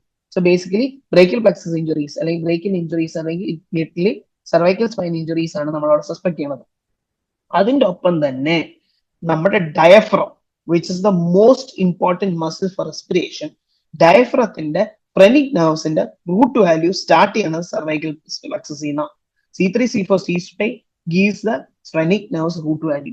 അപ്പൊ സർവൈക്കൽ സ്പൈൻ ഇഞ്ചുറി ഉണ്ടെങ്കിൽ, if that injury is above C5, naturally phrenic nerve involve ആകുകയും പേഷ്യന്റ് റെസ്പിറേറ്ററി പാരലിസിലേക്ക് പോകാനുള്ള പോസിബിലിറ്റി വളരെ കൂടുതലാണ്. So even if there is a fracture to the cervical spine, if the cervical spine is stable, then the nerve is not injured. പക്ഷെ unfortunately cervical സ്പൈനിൽ ഒരു injury ഉണ്ട്, ആ patient തല അനക്കുകയാണെങ്കിൽ നാച്ചുറലി ആ ഇഞ്ചുറി അൺസ്റ്റേബിൾ ആകുകയും സബ്ലക്സേറ്റ് ചെയ്യുകയോ എന്തെങ്കിലും ചെയ്തു കഴിഞ്ഞാൽ, ആ നെർവ് റൂട്ടിനെ ഡാമേജ് ചെയ്ത് കഴിഞ്ഞാൽ നാച്ചുറലി പ്ലക്സസ് ഇഞ്ചുറീസോ ഫ്രെനിക് നെർവ് ഇഞ്ചുറീസോ ഉണ്ടായി കഴിഞ്ഞാൽ പേഷ്യന്റ് റെസ്പിറേറ്ററി പാരലിസിലേക്കോ അപ്പർ ലിം വീക്ക്നെസ്സിലേക്കോ പോകാൻ സാധ്യത വളരെ കൂടുതലാണ്. So that's why it is important that cervical plexus injuries or phrenic nerve injuries or cervical spine is protected in all traumas, irrespective of the pathology. അപ്പൊ ഇത് അതിന്റെ root വാല്യൂസും ബാക്കി കാര്യങ്ങളും I'm not going in to detail about that. എങ്ങനെയാണ് ഇത് stabilise ചെയ്യുന്നത്? Hand holding method എന്ന് വെച്ചാൽ ഒരു സർവൈക്കൽ സ്പൈനൽ ഇഞ്ചുറി ഉണ്ടെങ്കിൽ ആ ഹെഡിനെ കറക്റ്റ് ആയിട്ട് ഹോൾഡ് ചെയ്യുക. നമുക്ക് ചിലപ്പോൾ ഇനീഷ്യൽ ഫേസ് നമ്മുടെ കയ്യിൽ ഒന്നും കാര്യം കിട്ടുന്നില്ലെങ്കിൽ just hold the head. Holding the head will allow or will prevent head mobility, and that will directly or indirectly prevent injury worsening. അപ്പൊ അതാണ് ആദ്യത്തെ കാര്യം. ഇനി നമുക്കൊരു സർവൈക്കൽ സി സ്പൈൻ കോളർ ഉണ്ടെങ്കിൽ നമുക്ക് ആ കോളർ അപ്ലൈ ചെയ്യാം. കോളർ അപ്ലൈ ചെയ്യുമ്പോൾ എപ്പോഴും ശ്രദ്ധിക്കേണ്ടത്, നോർമലി കോളേഴ്സ് 2 പാർട്ടാണ്. താഴത്തെ പാർട്ട് സ്ലൈഡ് ചെയ്യുക, എന്നിട്ട് മുകളിലത്തെ പാർട്ട് മുകളിലേക്ക് വെക്കുക. ഈ താഴത്തെ പാർട്ട് സ്ലൈഡ് ചെയ്യുമ്പോഴും ശ്രദ്ധിക്കേണ്ടത്, കഴുത്ത് ഇങ്ങനെ പൊക്കിയിട്ട്, നമ്മൾ പലപ്പോഴും ശ്രദ്ധിക്കുന്നത് വെച്ചാൽ ഈ നമ്മൾ കഴുത്ത് ഇങ്ങനെ പൊക്കിയിട്ടൊക്കെ ചെയ്യും, അത് മാത്രം ചെയ്യരുത്. It should be slided. നമ്മൾ ആ സാധനം സ്ട്രെയിറ്റ് ആയിട്ട് സ്ലൈഡ് ചെയ്ത് കയറ്റണം, so that the neck movement is not occurring during that head movement. ആ സമയത്തും ഹെഡിനെ ഹോൾഡ് ചെയ്ത് പിടിക്കുക. ഇനി അപ്പം എന്നിട്ട് നമ്മൾ സി കോളർ വെച്ച് സ്റ്റെബിലൈസ് ചെയ്യാം. ഇൻ അറ്റ് വൺ പോയിന്റ് നമുക്ക് ഈ കോളറും ഇല്ലെങ്കിൽ, നമുക്ക് സർവൈക്കൽ കോളർ ഇല്ലെങ്കിൽ, അറ്റ്ലീസ്റ്റ് നമ്മൾ 2 മറ്റേ ബെഡ്ഷീറ്റ് എടുത്തിട്ട് ബെഡ്ഷീറ്റ് 2 റോൾ ആക്കുക. ആ റോളിൽ 2 മൈക്രോപോർ കെട്ടുക. ആ 2 റോളും 2 സൈഡിൽ, ഇപ്പൊ ഒരു ബെഡ് ഷീറ്റ് റോൾ ഒരു സൈഡിലും മറ്റേ ബെഡ്ഷീറ്റ് റോൾ മറ്റേ സൈഡിലും വെച്ചിട്ട് നമ്മൾ ഗോസ് പീസ് വെച്ച് ആ ഫുള്ളായിട്ട് കെട്ടിവെക്കുക. ഇങ്ങനെ കെട്ടിവെക്കുമ്പോൾ അറ്റ്ലീസ്റ്റ് ദാറ്റ് ഹെഡ് ആക്ച്വലി ഒരു സ്റ്റേബിൾ എൻവയറമെന്റിൽ ഹോൾഡ് ചെയ്ത് കിടക്കും. അപ്പൊ പേഷ്യന്റ് വിചാരിച്ച അപ്പോഴും നടക്കാം, പക്ഷെ അറ്റ്ലീസ്റ്റ് ഒരു ബേസിക് റെസ്ട്രിക്ഷൻ ഓഫ് മൊബിലിറ്റി നമുക്ക് കൊണ്ടുവരാൻ പറ്റും. So cervical spine stabilisation takes priority when it comes to managing a trauma patient. അപ്പം സോ നമ്മളപ്പം 4 കൺസെപ്റ്റ്, അതുതന്നെ ട്രയാജും ബാക്കിയെല്ലാം വെച്ച് 4 കൺസെപ്റ്റ് ഡിസ്കസ് ചെയ്തു. എക്സാൻജുവേഷൻ ഡിസ്കസ് ചെയ്തു. വി ഡിസ്കസ്ഡ് അബൌട്ട് ട്രോമ മാനേജ്മെന്റിന്റെ ഫസ്റ്റ് സ്റ്റെപ്പ് ആയിട്ടുള്ള ABCD methodology, mechanism of injury, and cervical spine injuries. I think now the time is 9:10. അപ്പം ഇനിയിപ്പോ will go to airway. Airway is gone to take some time. ഏറ്റവും important ആയിട്ടുള്ള കാര്യമാണ് airway.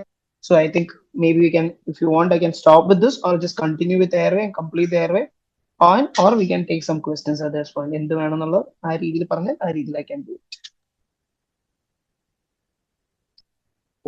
Participants എന്ത് പറയുന്നു? Airway complete ചെയ്യണോ അതോ question answer സെഷനിലോട്ട് പോകണോ? അൺമ്യൂട്ട് ചെയ്ത് പറയാം.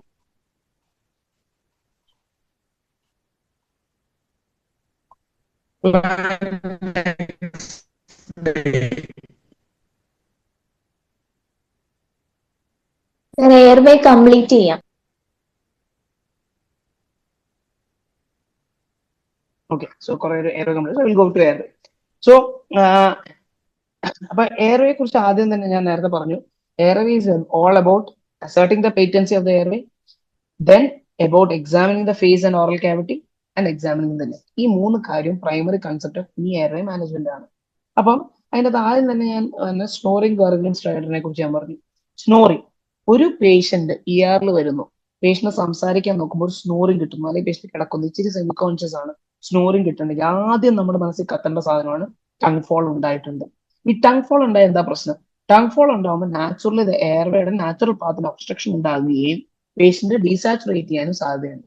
അപ്പൊ ടങ് ഫോൾ എങ്ങനെ പ്രിവെന്റ് ചെയ്യാം? ഒരു ഓറൽ എയർവേ ഇട്ടാൽ മതി, അല്ലെങ്കിൽ ഒരു നേസൽ എയർവേ ഇട്ടാൽ മതി. പേഷ്യന്റ് കോൺഷ്യസ് ആണെങ്കിൽ, ഡിസീസ് ഉണ്ടെങ്കിൽ, ഗ്യാഗ് റിഫ്ലക്സ് ഉണ്ടെങ്കിൽ ഓറൽ എയർ ഇടാൻ പറ്റില്ല. ഗ്യാഗ് റിഫ്ലക്സ് ഇല്ലാത്തൊരു പേഷ്യന്റ് ആണെങ്കിൽ നമുക്ക് ഓറൽ എയർ ഇടാം, അല്ലെങ്കിൽ ഒരു നേസൽ എയർ ഉണ്ടെങ്കിൽ നേസൽ എയർ ഇട്ട് വെക്കുക, അല്ലെങ്കിൽ ജസ്റ്റ് ഒന്ന് ജോ ത്രസ്റ്റ് എന്ന് വെച്ചാൽ നമ്മുടെ തമ്പ്, നമ്മൾ പേഷ്യന്റ് നമ്മൾ ഹെഡ് എൻഡിൽ വേണം എപ്പോഴും നിൽക്കാൻ, നമ്മുടെ ഈ ഭാഗം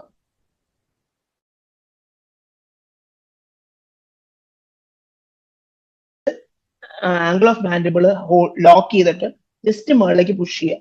ഇങ്ങനെ ഈ മുകളിലേക്ക് പുഷ് ചെയ്യുമ്പോഴത്തേക്കും നാച്ചുറലി ആ എയർവേ ചെറുതായിട്ട് മുകളിലേക്ക് മൂവ് ചെയ്യുകയും ആ എയർവേ ഒബ്സ്ട്രക്ഷൻ പുഷ് ചെയ്ത് മാറ്റാനും സഹായിക്കും. സോ ബേസിക് മന്യൂവേഴ്സ് അല്ലെങ്കിൽ നേസൽ എയർവേ അല്ലെങ്കിൽ ഓറൽ എയർവേ ഇട്ട് കഴിഞ്ഞാൽ ആ സ്നോറിംഗ് ടെമ്പററി ആയിട്ട് നമുക്ക് സ്റ്റെബിലൈസ് ചെയ്യാൻ പറ്റും. So that is about snoring. Gurgling എന്താണെന്ന് വെച്ചാൽ എപ്പോഴും വായിൽ എന്തെങ്കിലും സെക്രീഷൻ ഉണ്ടെങ്കിലാണ് ഈ ഗർഗ്ലിംഗ് ശബ്ദം കേൾക്കുന്നത്. അപ്പൊ നമ്മൾ സക്ഷൻ ചെയ്യാം. സക്ഷൻ ചെയ്യുമ്പോൾ എപ്പോഴും ട്രോമയിൽ ശ്രദ്ധിക്കേണ്ടത് സക്ഷൻ കേട്ടിട്ട് ഒരിക്കലും ഡയറക്റ്റ് തൊണ്ടയിലേക്ക് ഇൻസേർട്ട് ചെയ്യരുത്. കാരണം ദ പ്രോബ്ലം ഇസ് നമ്മൾ നേരെ ഇൻസേർട്ട് ചെയ്യുമ്പോൾ പ്രോബ്ലം അത് നേരെ ചെന്ന് പോസ്റ്റീരിയർ ഫാരിങ്സിൽ ചെന്ന് എടുക്കുകയും നമ്മൾ പെട്ടെന്ന് ഗ്യാഗ് ചെയ്ത് പേഷ്യന്റ് വോമിറ്റ് ചെയ്യാനും ആസ്പിറേറ്റ് ചെയ്യാനും പോസിബിലിറ്റി വളരെ കൂടുതൽ. So always what you do is നമ്മൾ സൈഡിൽ നിന്ന് എൻ്റർ ചെയ്യുക, സൈഡിൽ നിന്ന് സക്ഷൻ ചെയ്യുക. നമ്മുടെ ചീക്കിന്റെ ഏരിയയിലേക്കും 2 സൈഡിലേക്കും ഇൻട്രൊഡ്യൂസ് ചെയ്തിട്ട് വേണം അത് സക്ഷൻ ചെയ്യാൻ. സോ അതാണ് ഗർഗ്ലിങ്ങിന് ചെയ്യേണ്ടത്. മൂന്നാമത്തെ strider. Strider is A medical emergency.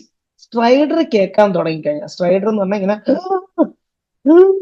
ഈ ശബ്ദമാണ് സ്ട്രൈഡർ. സ്ട്രൈഡർ കേൾക്കാൻ തുടങ്ങിയിട്ടുണ്ടെങ്കിൽ അപ്പൊ ഇൻറ്റുബേഷന്റെ കാര്യം ചിന്തിച്ചിരിക്കണം, ഇല്ലെങ്കിൽ ഏറെ കയ്യിൽ നിന്ന് പോയിരിക്കും. ഇനിഷ്യൽ ലാരിഞ്ചൽ എഡീമയാണ് ഈ സ്ട്രൈഡർ ഉണ്ടാവുന്നത്.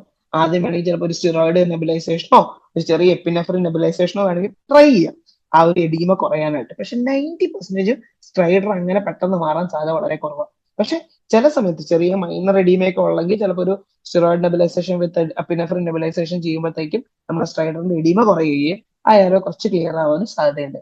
പക്ഷെ അന്നാ പോലും ബാക്കപ്പ് ഇൻറ്റുബേഷൻ മനസ്സിൽ എപ്പോഴും വച്ചിരിക്കണം. ചില സമയത്ത് ഏർലി ഇൻറ്റുബേഷൻ ആക്ച്വലി ബെറ്റർ ആണ് സ്ട്രൈഡറിന്. കാരണം ലാരിഞ്ചൽ എഡീമ എന്ന് പറയുന്നത്, ഇപ്പൊ നമുക്ക് ഇങ്ങനെ ഒരു വോക്കൽ കോഡ് ഉണ്ട്, എഡീമ ഉണ്ടായി ഇത്ര ഉള്ള സ്പേസ് എങ്കിൽ ചിലപ്പോൾ ആ 6ന്റെ ട്യൂബ് പോലും ചിലപ്പോൾ കയറില്ല. അപ്പൊ അതുകൊണ്ട് ആ എഡീമ സെറ്റിൽ ചെയ്യാൻ തുടങ്ങുന്നു, സ്ട്രൈഡറിന്റെ ശബ്ദം കുറയുന്നു, പേഷ്യന്റ് സംസാരിക്കുന്നുണ്ടെങ്കിൽ ഫൈൻ. അതല്ല സ്ട്രൈഡർ കൂടുന്നതായിട്ട് എപ്പോ തോന്നിയാലും, സ്ട്രൈഡർ കൂടുന്നു തോന്നിക്കഴിഞ്ഞാൽ ഇൻറ്റുബേറ്റ് ചെയ്ത് അത്രയും സേഫാണ്. ഇല്ലെങ്കിൽ സർജിക്കൽ എയർവേയിലേക്ക് പോകേണ്ടി വരും. അപ്പൊ അത് സ്ട്രൈഡറിനെ കുറിച്ച് ഓർക്കാം. ഈ ഹോസ്നെസ് എന്ന് പറയുന്ന കാര്യം എന്ന് പറഞ്ഞാൽ, ഇപ്പൊ എന്റെ ശബ്ദത്തിന് ഇപ്പൊ ഹോസ്നെസ് ഉണ്ടോ?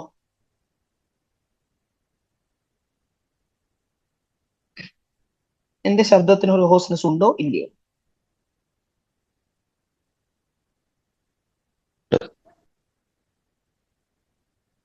ഇല്ലാന്ന് ഞാൻ പ്രതീക്ഷിക്കുന്നു. പക്ഷെ ഇപ്പൊ ഞാൻ ഈ സംസാരിച്ചുകൊണ്ടിരിക്കുന്ന സമയത്ത് ഇപ്പൊ എന്റെ ശബ്ദത്തിന് ഹോസ്നെസ് ഉണ്ടോ? Yes.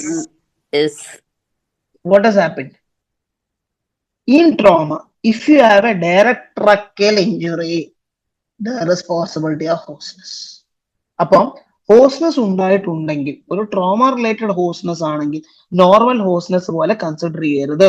There is always a chance of tracheal injury. Tracheal injury ഉണ്ടായി കഴിഞ്ഞാൽ എയർ ലീക്ക് ഉണ്ടാകാനും സബ്ക്യൂട്ടീനിയസ് എംഫൈസീമയിലേക്ക് പോകാനും അതുകൂടാണ്ട് ഇവിടെ ഈവൻ വെസൽ ഇഞ്ചുറീസ് ഉണ്ടാകാനും എക്സ്പാൻഡിങ് ഹെമറ്റോമാസ് ഉണ്ടാവാനും ഒക്കെ പോസിബിലിറ്റി ഉണ്ട്. സോ ഈ ഓൾവേസ് ഈ എയർവേയുടെ ഈ 4 ശബ്ദം takes priority in airway management: snoring, gurgling, stridor and hoarseness. ഈ ശബ്ദത്തിന് ഐഡന്റിഫൈ ചെയ്യാനും ശബ്ദത്തിന് ഈക്വലൈസ് ചെയ്തുള്ള മാനേജ്മെന്റ് ഡിഫറെന്റ് ആണ്. സ്നോറിംഗിന്റെ മാനേജ്മെന്റ് ജോ ത്രസ്റ്റും നേസൽ എയറോ ഓറൽ എയറോ ആണെങ്കിൽ ഗർഗ്ലിംഗിന്റെ മാനേജ്മെന്റ് സക്ഷൻ ആകുന്നു. സ്ട്രൈഡറിന്റെ മാനേജ്മെന്റ് സ്റ്റിറോയിഡ് അല്ലെങ്കിൽ എപ്പിനെഫ്രിൻ നെബുലൈസേഷനും ഇൻറ്റുബേഷനും ആകുന്നു. ഹോസ്നെസിന്റെ management suspicious of neck injuries ആണെങ്കിൽ ഏർലി ഇന്റർവെൻഷനും ചിന്തിക്കണം. ഇതിനൊപ്പം എക്സാമിനേഷൻ ഓഫ് ദ ഫേസ്, ഫേസിനെ complete in your examining the face നമ്മുടെ നമ്മുടെ ഓർബിറ്റൽ മാർജിൻസ് കംപ്ലീറ്റ്ലി എക്സാമിൻ ചെയ്തിരിക്കണം. നോസ് കംപ്ലീറ്റ്ലി എക്സാമിൻ ചെയ്തേക്കണം.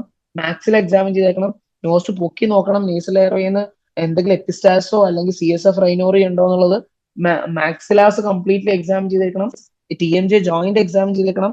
ഇയർ നോക്കിയിരിക്കണം എന്തെങ്കിലും CSF റൈനോറി ഉണ്ടോ എന്നുള്ളത്, CS ഒട്ടോറി ഉണ്ടോ എന്നുള്ളത്. സോറി, ബാക്കില് നമ്മൾ P1 നമ്മുടെ ബാറ്റിൽ സൈൻ ഉണ്ടോ നോക്കണം.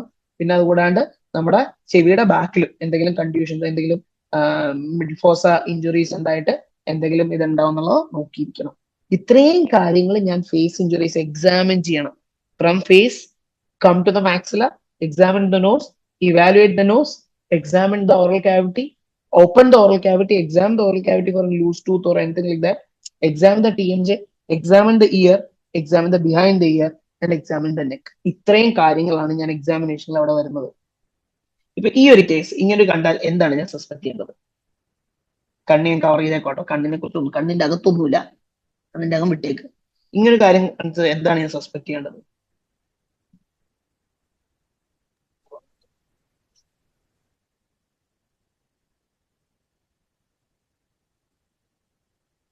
So basically this is raccoon eye. Raccoon eye എന്ന് പറയുന്നത് കണ്ണിന്റെ താഴെ ബ്ലാക്കിഷ് ഡിസ്കറേഷൻ. 2 കാര്യം കൊണ്ടാണ് മെയിൻലി ഉണ്ടാവുന്നത്. ഒന്ന്, എളുപ്പത്തിന് വന്ന് ഇവിടെ ഒരു ഇഞ്ചുറി ഉണ്ടെങ്കിൽ ബ്ലഡ് ലീക്ക് ചെയ്തിട്ട് ഇവിടെ നമുക്ക് റെക്കൂൺ ഐ ഉണ്ടാവും. It's not a major issue. പക്ഷെ റെക്കൂൺ ഐ ഉണ്ടെങ്കിൽ ആന്റീരിയർ ക്രേനിയൽ ഫോസ ഇഞ്ചുറിക്കാണ് റെക്കൂൺ ഐ ഉണ്ടാവാനുള്ള വളരെ പോസിബിലിറ്റി. അതുകൂടാണ്ട് അപ്പൊ അങ്ങനെ വരുമ്പോഴത്തേക്കും ഒരു fracture to the skull base എവിടെയെങ്കിലും ഉണ്ടാവാൻ സാധ്യതയുണ്ട്. അപ്പൊ എന്തായാലും CT ഈസ് മാൻഡേറ്ററി. അതിന്റെ ഒപ്പം ഈ മൂക്ക് എന്തായാലും നോക്കിയിരിക്കണം. കാരണം CSF റൈനോറി ഉണ്ടാവാനും നമ്മുടെ ലാബ്രന്തൈൻ ഷീത്ത് പൊളിട്ടിട്ട് അതിന്റെ ഉള്ളിൽ കൂടെ CSF ലീക്ക് ഔട്ട് ചെയ്ത് മൂക്കിൽ കൂടെ വരാനും എപ്പിസ്റ്റാസ് ഉണ്ടാവാനും സാധ്യത വളരെ കൂടുതലാണ്. So that also needs to be evaluated. ഇങ്ങനെ ചെറിയൊരു ഈ ഒറ്റൊരു സാധനം കണ്ടാൽ നമ്മളത് നോക്കിയിരിക്കണം. അതുകൂടാണ്ട് ഫേസിൽ നോക്കി കഴിഞ്ഞാൽ ഇവിടെ ഒക്കെ പഫ്ഡപ്പാ. അപ്പൊ നാച്ചുറലി എവിടെയെങ്കിലും എയർ ലീക്ക് ഉണ്ടായിട്ടുണ്ടോ അല്ലെങ്കിൽ എവിടെയെങ്കിലും ഇഞ്ചുറീസ് ഉണ്ടോ എന്നുള്ളത് കൂടെ നമ്മൾ പാറ്റക്ട് ചെയ്ത് പോകേണ്ടി വരും. So this is how you examine the orbital margin, you examine the below the orbital margin, the inferior orbital margin, you examine the nose, you examine the TMJ, you examine the oral cavity, you look inside the nose, you look inside the cheeks and you examine the ear. ഇത്രയും കാര്യങ്ങളാണ് ഒരു facial എക്സാമിനേഷനിൽ വരുന്നത്. അപ്പം what are you looking for? Any crepitus, facial fractures, maxillary mobility, for leaf rod fractures, mandibular instability, tenderness over the zygoma, nasal bone tenderness, subcutaneous emphysema, laceration, avulsion, any burns, orbital bruisings, epistasis, CSF leaks like through nose or through ear, dental traumas, missing teeth, dental fractures. പലപ്പോഴും dental fractures can lead to mandibular fractures as well. Miss ചെയ്യാൻ chance വളരെ കൂടുതലാണ്. And foreign bodies. ഇത്രയും കാര്യങ്ങളാണ് face നോക്കുന്ന സമയത്ത് ശ്രദ്ധിക്കേണ്ട കാര്യങ്ങൾ. And you look for airway compromise signs. എന്തൊക്കെയാണ് എയർവേ കോംപ്രമൈസ് സൈൻ? എന്ത് കാരണം പേഷ്യന്റ് എയർവേ കുളമാകാം? That is what is about airway compromising signs. Inability to speak, altered voice, gurgling, snoring, stridors, facial traumas, vomiting, blood vomitus, expanding neck hematomas. Neck hematomas expand ചെയ്യുമ്പോൾ പ്രശ്നം ഇത് expand ചെയ്ത് ട്രക്കിയെ compromise ചെയ്യോ ട്രക്കിയെ deviate ചെയ്യാനും സാധ്യത വളരെ കൂടുതലാണ്. അതപ്പം നോക്കിയിരിക്കണം. And last GCS less than 8. GCS less than 8 വരുമ്പോഴത്തേക്കും ഗ്യാഗ് റിഫ്ലക്സ് ഇല്ലാണ്ടാകുകയും പേഷ്യന്റ് വോമിറ്റ് ചെയ്താൽ ആസ്പിറേറ്റ് ചെയ്യാനും എയർവേ ഇൻസ്റ്റബിലിറ്റിയിലേക്കും പോസിബിലിറ്റി കൂടുതലാണ്. സോ ഇത്രയും കാര്യങ്ങളാണ് നമ്മൾ എയർവേ കോംപ്രമൈസിനെ കുറിച്ച് നോക്കേണ്ടത്. ഇത്രയും കാര്യങ്ങൾ എന്തെങ്കിലും ഉണ്ടെങ്കിൽ ഏർലി ഇൻറ്റുബേഷൻ ഗോസ് ഇൻ. അവിടെ തന്നെ ഇൻറ്റുബേഷനെ കുറിച്ചുള്ള കാര്യം ചിന്തിച്ചിരിക്കണം. അതാണ് ഇതിനെ കുറിച്ച് ഉദ്ദേശിക്കുന്നത്. അപ്പൊ this about if you can see ഒരു ചെറിയ എൻഗോസ്റ്റ്. ഇപ്പൊ ഇതിനകത്തുണ്ട് ഒരു ഈ കഴുത്തില് ഒരു നെക്ക് വെയിൻ എൻഗോസ്റ്റ് കാണാൻ പറ്റുന്നുണ്ടോ? ക്യാൻ എനിവൺ നോട്ടീസ് ഈ ഒരു എൻഗോസ്റ്റ് നെക്ക് വെയിൻ Yes. ഇപ്പുറത്തെ സൈഡിൽ ഉണ്ടോ? Yeah. സോ ഇത് സജസ്റ്റ് ചെയ്യാൻ പോണത് എന്തായിരിക്കും?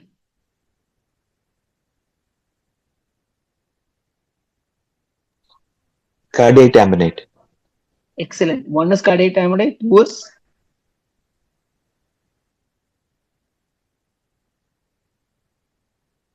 two is tension pneumothorax. Tension pneumothorax. So tension pneumothorax and cardiac tamponade clue കഴുത്തിൽ തന്നെ നമുക്ക് കിട്ടും. So that's why neck should not be missed.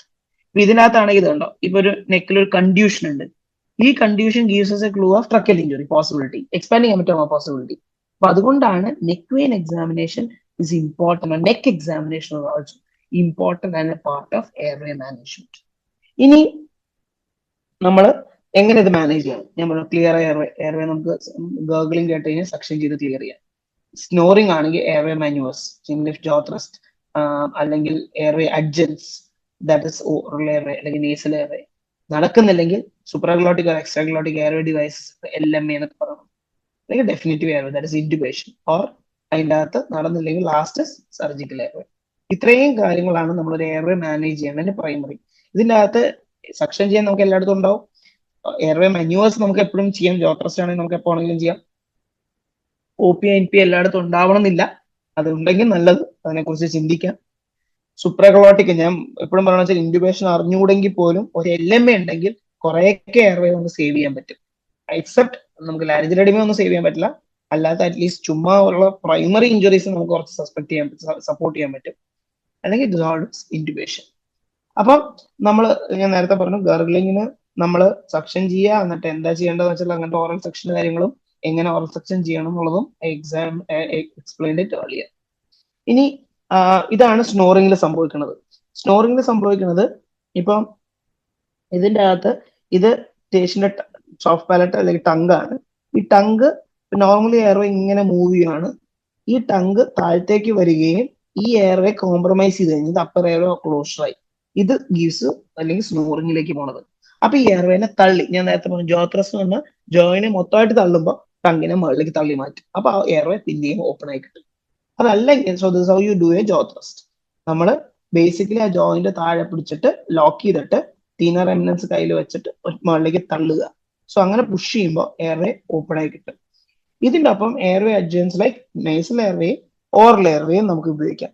Nasal airway ഉപയോഗിക്കാൻ പറ്റാത്ത സിറ്റുവേഷൻ, എപ്പിസ്റ്റാസ് ഉണ്ടാകുകയോ CSF റൈനോറിയോ ഉണ്ടെങ്കിൽ നമ്മൾ ഒരിക്കലും NPO ഉപയോഗിക്കാൻ പാടില്ല.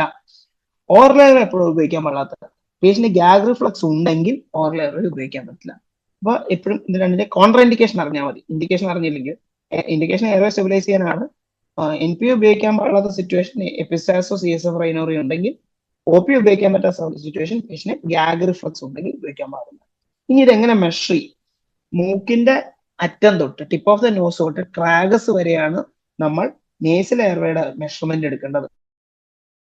കാരണം മെഷർമെന്റ് കറക്റ്റ് അല്ലെങ്കിൽ അതിന് പൊസിഷനിങ് കറക്റ്റ് ആയിട്ട് കിട്ടില്ല.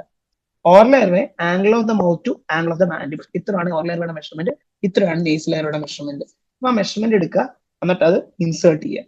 ഇൻസേർട്ട് ചെയ്യുമ്പോൾ നേസൽ എയർവേ ഇൻസേർട്ട് ചെയ്യുമ്പോൾ കുറച്ച് ജെല്ലി തേച്ചിട്ട് വേണം അതിന്റെ ഇൻസേർഷൻ പോവാൻ. അപ്പൊ ആ ഇൻസേർട്ട് ചെയ്യുമ്പോൾ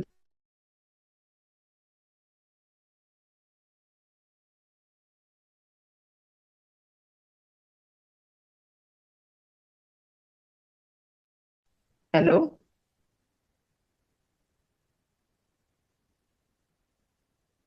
ഹലോ സ്ലൈഡ് കാണാനില്ല. കേക്കാം, സ്ലൈഡ് കാണാനില്ല. ഓക്കെ, ഇവിടം വരെ കേട്ടില്ല. മറ്റേ നേസൽ എയർവേയുടെ കാര്യം കേട്ടതല്ലേ? ഇത് പറഞ്ഞുകൊണ്ടിരിക്കുമ്പോഴാണ് കട്ടായത്. Okay fine. ഓക്കെ, അപ്പം ഇതിൻ്റെ അകത്ത് നേസൽ എയർവേ മെഷർമെന്റും ഓറൽ എയർവേ മെഷർമെന്റും കറക്റ്റ് ആയിട്ട് അറിയാം. അതിന്റെ ഇൻസേർഷൻ മെത്തഡോളജി, നേസൽ എയർവേ ആണെങ്കിൽ നമ്മൾ മൂക്കിൽ ഇത്തിരി ജെല്ലി, നേസൽ എയർവേയിൽ ജെല്ലി അപ്ലൈ ചെയ്തിട്ടാണ് നമ്മളത് ഇൻസേർട്ട് ചെയ്യുന്നത്. ഓറൽ എയർവേ ആണെങ്കിൽ നമ്മളത് സ്ലൈഡ് ചെയ്ത് ഇൻസേർട്ട് ചെയ്യണം. അതിനൊരു റിട്ടേൺ ഒരു ആംഗിൾ മാറ്റിയിട്ട് വേണം സ്ലൈഡ് ചെയ്ത് ഇൻസേർട്ട് ചെയ്യാൻ. ഇതാണ് നേസൽ എയർവേ ഇൻസേർഷൻ അല്ലെങ്കിൽ ഓറൽ എയർവേ. ഇതാണ് ഞാൻ പറഞ്ഞ സൂപ്രാഗ്ലോട്ടിക് ഡിവൈസ് എന്ന് പറയുന്നത്. നമ്മൾ LMA നമ്മൾ ജസ്റ്റ് വായിൽ ഇൻസേർട്ട് ചെയ്യുക, അത് ട്രക്കിയുടെ മുകളിൽ വന്നിരിക്കും, അത് വെന്റിലേഷനെ സപ്പോർട്ട് ചെയ്യും. പക്ഷെ ഇതിന്റെ പ്രശ്നം എന്ന് പറയുന്നത് ആസ്പിറേഷന്റെ റിസ്ക് കൊണ്ട് ട്രക്കിയൽ ഇഞ്ചുറീസിന് വലിയ റോളില്ല, സൂപ്പറാഗ്ലോഡ് മറ്റേ നമ്മുടെ സ്ട്രൈഡറിനും വലിയ റോളില്ല. ജസ്റ്റ് ഫേഷ്യൽ ഇഞ്ചുറീസോ അല്ലെങ്കിൽ ജസ്റ്റ് ഒരു വെന്റിലേഷൻ മാത്രം സപ്പോർട്ട് ചെയ്യാനാണെങ്കിൽ ഇതാണെങ്കിലും കുറച്ച് സപ്പോർട്ട് ചെയ്യും. Then we go for definitive airway. Definitive airway ഇത്രേ ഉള്ളൂ, ട്യൂബ് കറക്റ്റ് ആയിട്ട് ഉള്ളിൽ കയറണം. ഇൻഡ്യൂബേഷൻ എന്ന് പറയുന്നതാണ് ഡെഫിനിറ്റീവ് എയർവേ കൊണ്ട് നമ്മൾ ഉദ്ദേശിക്കുന്നത്. അതിൻ്റെ അകത്ത് 7 P's ആണ് ഇൻഡ്യൂബേഷന്റെ. ദാറ്റ് 7 P's ഒക്കെ വേണമെങ്കിൽ അടുത്ത പ്രാവശ്യം ഒന്നും കൂടെ ഡീറ്റെയിൽ ആയിട്ട് പറയണമെങ്കിൽ ഡീറ്റെയിൽ ആയിട്ട് പറയാം. Preparation, pre oxygenation, pre intubation, paralysis, post intubation, placement of the tube position. അപ്പൊ നമ്മൾ പ്രിപ്പറേഷനിൽ നമ്മൾ സക്ഷൻ ചെയ്യണം, ഓക്സിജൻ കൊടുക്കേണ്ടതാണെങ്കിൽ ഓക്സിജൻ കൊടുക്കണം. പ്രീ ഓക്സിജനേറ്റിലാണെങ്കിൽ 3 മിനിറ്റ് 100% ഓക്സിജൻ കൊടുത്തിരിക്കണം. നൈട്രജനൈസേഷൻ, ഓക്സിജൻ ലങ്ങിൽ നന്നായിട്ട് ഇരിക്കാൻ വേണ്ടിയാണ് അത് ചെയ്യണത്. പിന്നെ പ്രീ ഇൻഡ്യൂബേഷൻ ഒപ്റ്റിമൈസേഷൻ ചെയ്യണം. അതിന് മരുന്ന് കൊടുക്കണമെങ്കിൽ ഇപ്പൊ നമുക്ക് മെഡസോ ഉണ്ടെങ്കിൽ മെഡസോ കൊടുക്കാം. അല്ലെങ്കിൽ പാരലിറ്റിക്കിന് നമുക്ക് സക്സനൈൽ കോളിങ്ങോ അല്ലെങ്കിൽ വെക്രോണിയോ ഉണ്ടെങ്കിൽ അത് കൊടുക്കാം. അത് കഴിഞ്ഞ് നമ്മൾ ഇൻഡ്യൂബേറ്റ് ചെയ്യുന്നു. ഇൻഡ്യൂബേറ്റ് ചെയ്ത് കഴിഞ്ഞിട്ട് നമ്മൾ ട്യൂബ് പൊസിഷൻ ചെയ്യുക. ട്യൂബ് പൊസിഷൻ ചെയ്ത് കഴിഞ്ഞിട്ട് നമ്മൾ അതിനെ മോണിറ്റർ ചെയ്യുക. ട്യൂബ് പൊസിഷൻ കറക്റ്റ് ആണോ എന്ന് മോണിറ്റർ ചെയ്യുക. ഇത്രയാണ് 7 P's ഓഫ് റാപ്പിഡ് സീക്വൻസ് ഇൻഡ്യൂബേഷൻ എന്ന് പറയുന്നത്. അപ്പൊ എങ്ങനെ കൺഫേം ചെയ്യും? നമ്മൾ 5 പോയിന്റ് ഓസ്കൾട്ടേഷൻ, ട്യൂബ് കറക്റ്റ് ആയിട്ടാണോ എപ്പിഗാസ്ട്രി അത് ഓസ്കൾട്ടേറ്റ് ചെയ്യുക. നമ്മൾ ട്യൂബ് ഇടുമ്പോൾ രണ്ട് പൊസിഷനിലേക്കേ പോവുള്ളൂ. 3 ഏരിയയിലേക്ക് പോവാം. ഒന്ന്, ട്യൂബ് നേരെ ഈസോഫാഗസിലേക്ക് പോവാം. 2, ട്യൂബ് ട്രക്കിയുടെ ഒരു ട്രക്കിയക്കകത്ത് റൈറ്റ് ബ്രോങ്കസിലേക്ക് കയറി പോവാം. 3, ട്രക്കിയെ തന്നെ ഇരിക്കാം. ഇങ്ങനെ 3 പൊസിഷനിലാണ് വരാറുണ്ട്. അപ്പൊ എപ്പിഗാസ്ട്രിയും ഓസ്കൾട്ടേറ്റ് എന്ന് വെച്ചാൽ ഈസോഫാഗസിൽ പോയ ട്യൂബ് ആണെങ്കിൽ നമുക്ക് ആദ്യം എപ്പിഗാസ്ട്രി ഓസ്കൾട്ടേറ്റ് ചെയ്യുമ്പോൾ തന്നെ നമുക്ക് കിട്ടും. അത് അങ്ങനെയാണെങ്കിൽ ആ ട്യൂബ് പൊസിഷൻ അല്ല. പിന്നെ നമ്മൾ എപ്പോഴും ഓസ്കൾട്ടേറ്റ് ചെയ്യുന്നത് left lower zone, left lung lower zone auscultate ചെയ്യുമ്പോൾ ഇത് റൈറ്റ് ബ്രോങ്കസിലേക്ക് പോയിട്ടുണ്ടെങ്കിൽ, നോർമലി എപ്പോഴും റൈറ്റ് ബ്രോങ്കസിലേക്ക് പോകും, ലെഫ്റ്റിലേക്ക് പോകില്ല. റൈറ്റ് ബ്രോങ്കസിലേക്ക് പോയിട്ടുണ്ടെങ്കിൽ ലെഫ്റ്റ് ഏരിയ ഓസ്കൾട്ടേറ്റ് ചെയ്യുമ്പോൾ കിട്ടില്ല. അപ്പൊ നമ്മൾ എപ്പിഗാസ്ട്രി ഓസ്കൾട്ടേറ്റ് ചെയ്ത് ശബ്ദമില്ല, അപ്പൊ അതിന്റെ അർത്ഥം അത് ട്രക്കിയലാണെന്ന്. ലെഫ്റ്റ് ലോവർ സോൺ ഓസ്കൾട്ടേറ്റ് ചെയ്തപ്പോൾ നമുക്ക് ശബ്ദമില്ലെങ്കിൽ അതിന്റെ അർത്ഥം അത് റൈറ്റ് ബ്രോങ്കസിലേക്ക് ഇൻഡ്യൂബേഷൻ പോയിന്നാണ്. ഇനി അത് കറക്റ്റ് പൊസിഷൻ ആണെങ്കിൽ നമ്മൾ അത് കഴിഞ്ഞിട്ട് അടുത്ത ഓസ്കൾട്ടേഷൻ ലെഫ്റ്റ് ലോവർ സോൺ ആണ്, പിന്നെ റൈറ്റ് 2 അപ്പർ സോണും ആണ്. ഇതാണ് 5 പോയിന്റ് ഓസ്കൾട്ടേഷൻ എന്ന് പറയുന്നത്. അപ്പൊ this gives us a clue whether tube is in position or not. പിന്നെ ബൈലാറ്ററൽ ചെസ്റ്റ് റൈസ്, ETCO2 അല്ലെങ്കിൽ കാപ്നോഗ്രഫി ആണ് ഗോൾഡ് സ്റ്റാൻഡേർഡ്. നമുക്ക് എക്സ്റേയും കൂടെ എടുത്ത് കൺഫേം ചെയ്യാം. ഇങ്ങനെയാണ് നമ്മൾ ട്യൂബ് ഇട്ട് കഴിഞ്ഞാൽ കൺഫേം ചെയ്യേണ്ട കാര്യം.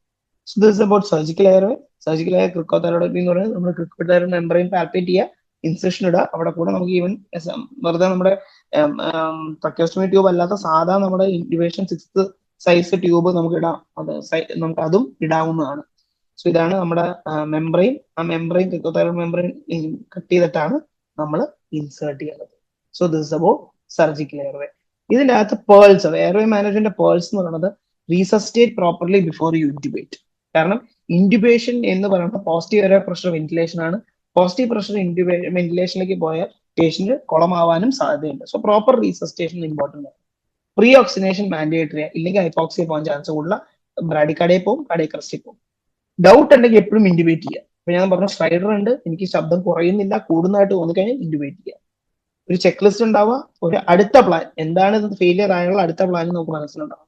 ഹൈപ്പോടെൻഷൻ, ഒത്തിരി വെന്റിലേറ്റ് ചെയ്ത് ഹൈപ്പോടെൻഷൻ ഉണ്ടാവുക. കാരണം പോസിറ്റീവ് പ്രഷർ ബിൽഡ് ചെയ്ത് വന്നു കഴിഞ്ഞാൽ വീനസ് റിട്ടേൺ കുറയുകയും ഹൈപ്പോടെൻഷൻ ഉണ്ടാവാൻ സാധ്യത എപ്പോഴും ഉണ്ടാവും. പിന്നെ എപ്പോഴും ഒരു ബാക്കപ്പ് പ്ലാൻ ഉണ്ടാവണം. So this in nutshell about airway management. So I think it's 9:30. So we'll just conclude whatever I have said today. So we have started with trauma management. Primary trauma management like നമ്മൾ basic ട്രയാജിങ്ങിനെ കുറിച്ച് ആദ്യം പറഞ്ഞു. അത് കഴിഞ്ഞ് പേഷ്യന്റിനെ എങ്ങനെ നമ്മൾ XABCD അല്ലെങ്കിൽ primary survey and preparation, triage പ്രിപ്പറേഷനെ കുറിച്ച് നമ്മൾ പറഞ്ഞു, ട്രയാജിനെ കുറിച്ച് നമ്മൾ പറഞ്ഞു, പ്രൈമറി സർവേ എന്താണെന്ന് നമ്മൾ പറഞ്ഞു, പ്രൈമറി സെക്കൻഡറി സർവേയിലെ കണ്ടന്റുകൾ എന്താണെന്ന് നമ്മൾ പറഞ്ഞു, പ്രൈമറി സർവേയുടെ ആദ്യത്തെ സ്റ്റെപ്പായുള്ള എക്സാഞ്ചുനേഷനെ കുറിച്ചും ബ്ലീഡിംഗ് കൺട്രോളിന്റെ ഇമ്പോർട്ടൻസിനെ കുറിച്ച് നമ്മൾ പറഞ്ഞു. അത് കഴിഞ്ഞ് നമ്മൾ we discussed about management of what mechanism of injuries, അതിന്റെ റിസ്ക്കും അതിന്റെ ചലഞ്ചസും നമ്മൾ ഡിസ്കസ് ചെയ്തു. Then we went ahead with about airway management. Airway management C spine പ്രൊട്ടക്ഷനും സി സ്പൈൻ്റെ ഇമ്പോർട്ടൻസ് നമ്മൾ പറഞ്ഞു. Then we went in to airway patency, how to check for added sounds, how to check for face traumas, how to check for neck, importance of neck examination, then importance of airway stabilization to supportive oxygenation, then about airway maneuvers like jaw thrust, nasal airway, oral airway, and about LMA, intubation, surgery. So ഇത്രയും കാര്യങ്ങളാണ് നമ്മൾ ഇന്ന് സംസാരിച്ചത്. If there is any doubts, I can take at this point. Excellent class, Dr. Ajit. Wonderful. Participants can unmute and ask questions or they can type in the chat box.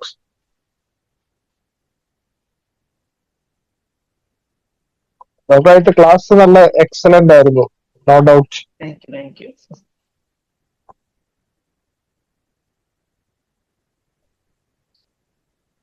If there is Participants, any doubts, questions feel free unmute. to ask.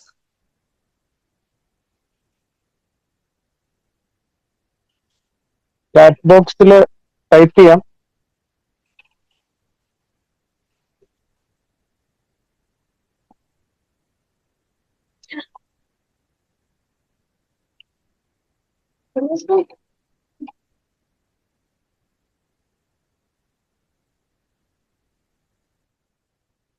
എന്തെങ്കിലും doubt, എന്തെങ്കിലും ഒരു clarity വരുത്തണമെങ്കിൽ feel free to ask. I'll just also share my number as well and my email ID. If there is anything, just you can put a word as well.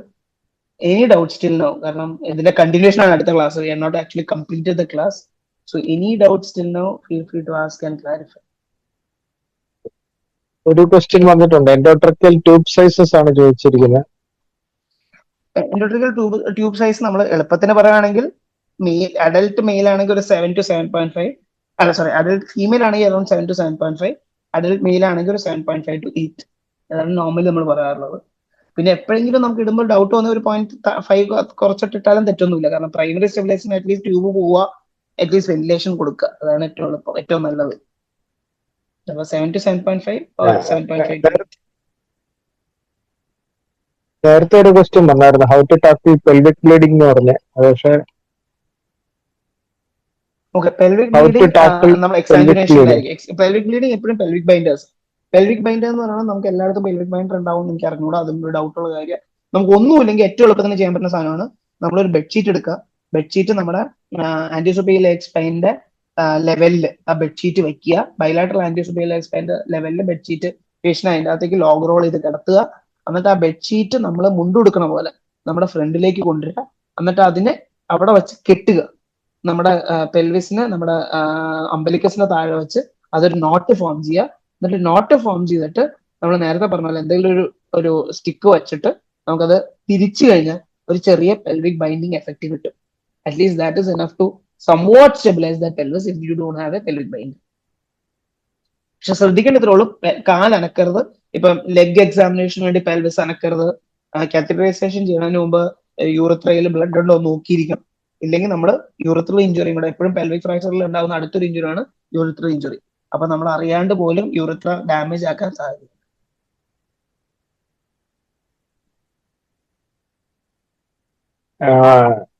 ആൾക്കാർ വേറെ ഡൗട്ടൊന്നും ചോദിക്കുന്നില്ല. താങ്കൾക്ക് വളരെയധികം appreciation ആണ്, മെസ്സേജുകളാണ് വന്നുകൊണ്ടിരിക്കുന്നത്.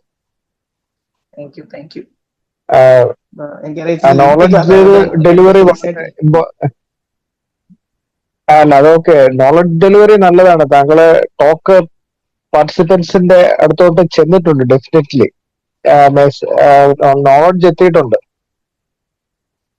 Deliver ആയിട്ടുണ്ട്. അതായിരിക്കണം അവര് കൂടുതൽ ചോദ്യങ്ങൾ ചോദിക്കാത്തത് തോന്നുന്നു. എല്ലാവരും അപ്രീസിയേഷൻ മെസ്സേജും കൺഗ്രാജുലേഷൻ. നമുക്ക് പാർട്ടിസിപ്പൻസ് എന്തെങ്കിലും ചോദിക്കാനുണ്ടെങ്കിൽ ചോദിക്കാം. ഡൗട്ട്സ് നമുക്ക്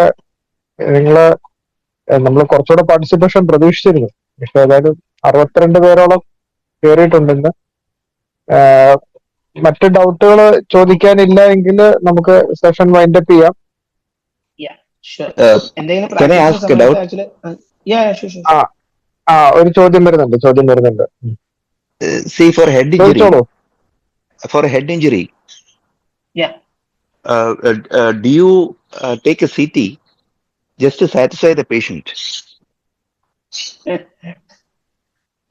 Depends. അതിനകത്ത് it is to way sides ആയിട്ട് ഞാൻ പറയാം. എന്ന് വെച്ചാൽ ഇപ്പൊ clinically if there is any suspicious of any injury, definitely go for CT. കാരണം ഇപ്പോഴത്തെ ഇതിനകത്ത് നമ്മളൊരു സജഷൻ പോലും ഇപ്പം ചെറിയൊരു കൺഫ്യൂഷൻ ആകാം. നമ്മളൊരു സസ്പീഷ്യസ് ഉണ്ടെങ്കിൽ ഡെഫിനറ്റ്ലി നമ്മളൊരു CT സജസ്റ്റ് ചെയ്യണം. ഇനി ചോദ്യം ഇസ് അനദർ വേ. ഇപ്പൊ നമുക്കൊരു നമുക്കൊരു സസ്പീഷനും ഇല്ല, പേഷ്യന്റ് ഒരു CT വേണമെങ്കിൽ നമുക്ക് അഡ്വൈസ് ചെയ്യാം. നമുക്ക് അവിടെ തന്നെ റെഡിലി അവൈലബിൾ CT ഉണ്ടെങ്കിൽ അഡ്വൈസ് ചെയ്യുന്നത് തെറ്റൂല. ജസ്റ്റ് ഫോർ കംപ്ലീഷൻ സേക്ക് അവർക്ക് അത്രയും നിർബന്ധമാണെങ്കിൽ നമുക്ക് ഇത് ചെയ്യാം. പക്ഷെ ഞങ്ങൾ എപ്പോഴും അതിൻ്റെ 2 ആംഗിൾ പറയാറുണ്ട്. എന്ന് വെച്ചാൽ ഇപ്പോൾ പേഷ്യന്റിനെ ഞാൻ ഒബ്സർവേഷനായിട്ട് വെക്കുവാണെങ്കിൽ I can keep that patient under observation for 6 hours. If there is no vomiting, no altered sensorium, anything like that, I can deny a CT at that point also.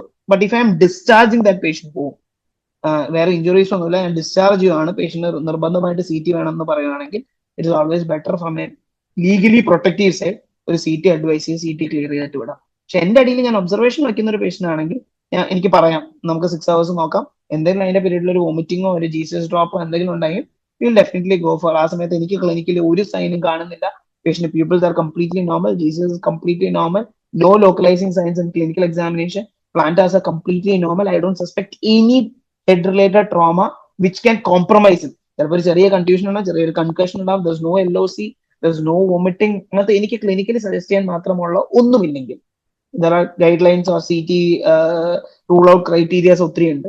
അത് നോക്കിയിട്ട് എനിക്ക് ഒന്നുമില്ലെങ്കിൽ അവർ CT സജസ്റ്റ് ചെയ്യണമെങ്കിൽ എനിക്ക് confidently tell I keep you under observation. If there is anything in between, if I think I will take a CT, otherwise we'll observe for 6 hours and let you go.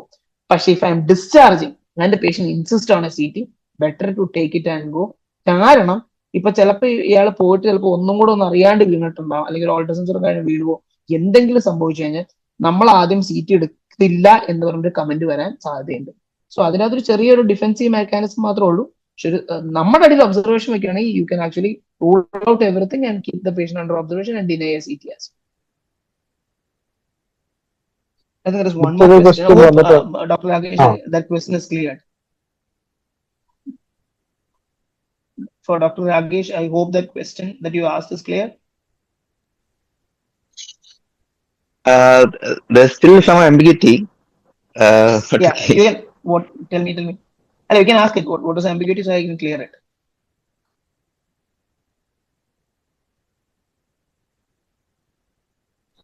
Because the Dr. patient will be Rakesh, always sorry to- insisting on. The patient will be always insisting. Why can't we go for a CT? That's another അല്ല thing. അതാ പറഞ്ഞ ഇപ്പൊ ഇതിനകത്ത് ഇപ്പൊ ഞാൻ പറഞ്ഞു, ഇപ്പൊ patient ഭയങ്കരമായിട്ട് ചോദിച്ചുകൊണ്ടിരിക്കണു, നമുക്ക് അവിടെ CT കംപ്ലീറ്റ്ലി ഫ്രീ ആ, വേറെ കുഴപ്പമൊന്നുമില്ലെങ്കിൽ നമുക്ക് CT ഒന്ന് എടുത്ത് തീർക്കുന്നതിൽ തെറ്റില്ല. പക്ഷെ ഞാൻ പറഞ്ഞ വെച്ചാൽ എപ്പോഴും നമ്മുടെ അടിയിൽ ഇപ്പം നമ്മുടെ പലപ്പോഴും പല ഹോസ്പിറ്റലിലെ സംഭവം വെച്ചാൽ ഈ മൾട്ടിപ്പിൾ പോളിട്രോമ അല്ലെങ്കിൽ വേറെ ഒരു CT is also jam packed, കാരണം നമുക്ക് അധികം സ്ലോട്ട് കിട്ടണമെന്നില്ല.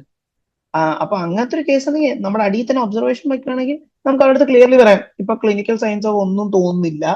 അപ്പൊ അങ്ങനെ വരുമ്പോൾ ഇപ്പൊ ഒരു ഇമീഡിയറ്റ് CTയുടെ ആവശ്യമില്ല. എന്തെങ്കിലും അങ്ങനെ തോന്നുവാണെങ്കിൽ നമുക്ക് അപ്പൊ എടുക്കാം. ഇപ്പൊ എന്റെ സൈഡിൽ നിന്ന് എനിക്ക് CTക്ക് ഇൻഡിക്കേഷൻ ഒന്നും തോന്നുന്നില്ല എന്നെനിക്ക് ക്ലിയർലി പറയണതിൽ തെറ്റില്ല.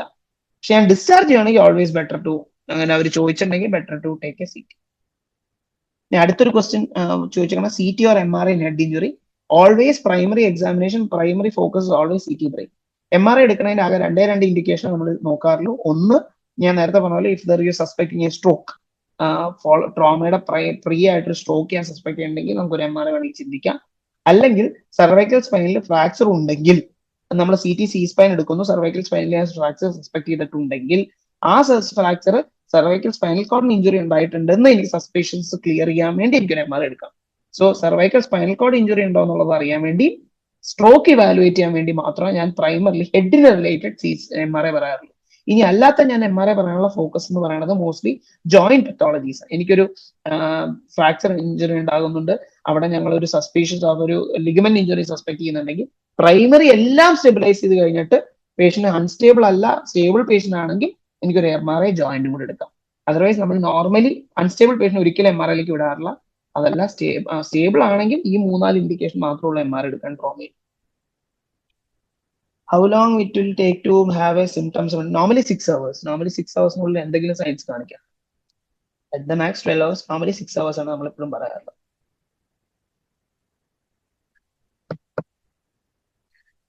Thank you doctor Ajith. ഇനി വേറെ ഡൗട്ട് ഒന്നും ഇല്ലെങ്കിൽ നമുക്ക് സെഷൻ വൈൻഡപ്പ് ചെയ്യാം. ഒന്നുകൂടെ ഒരു എക്സലന്റ് ക്ലാസ് ആയിരുന്നു.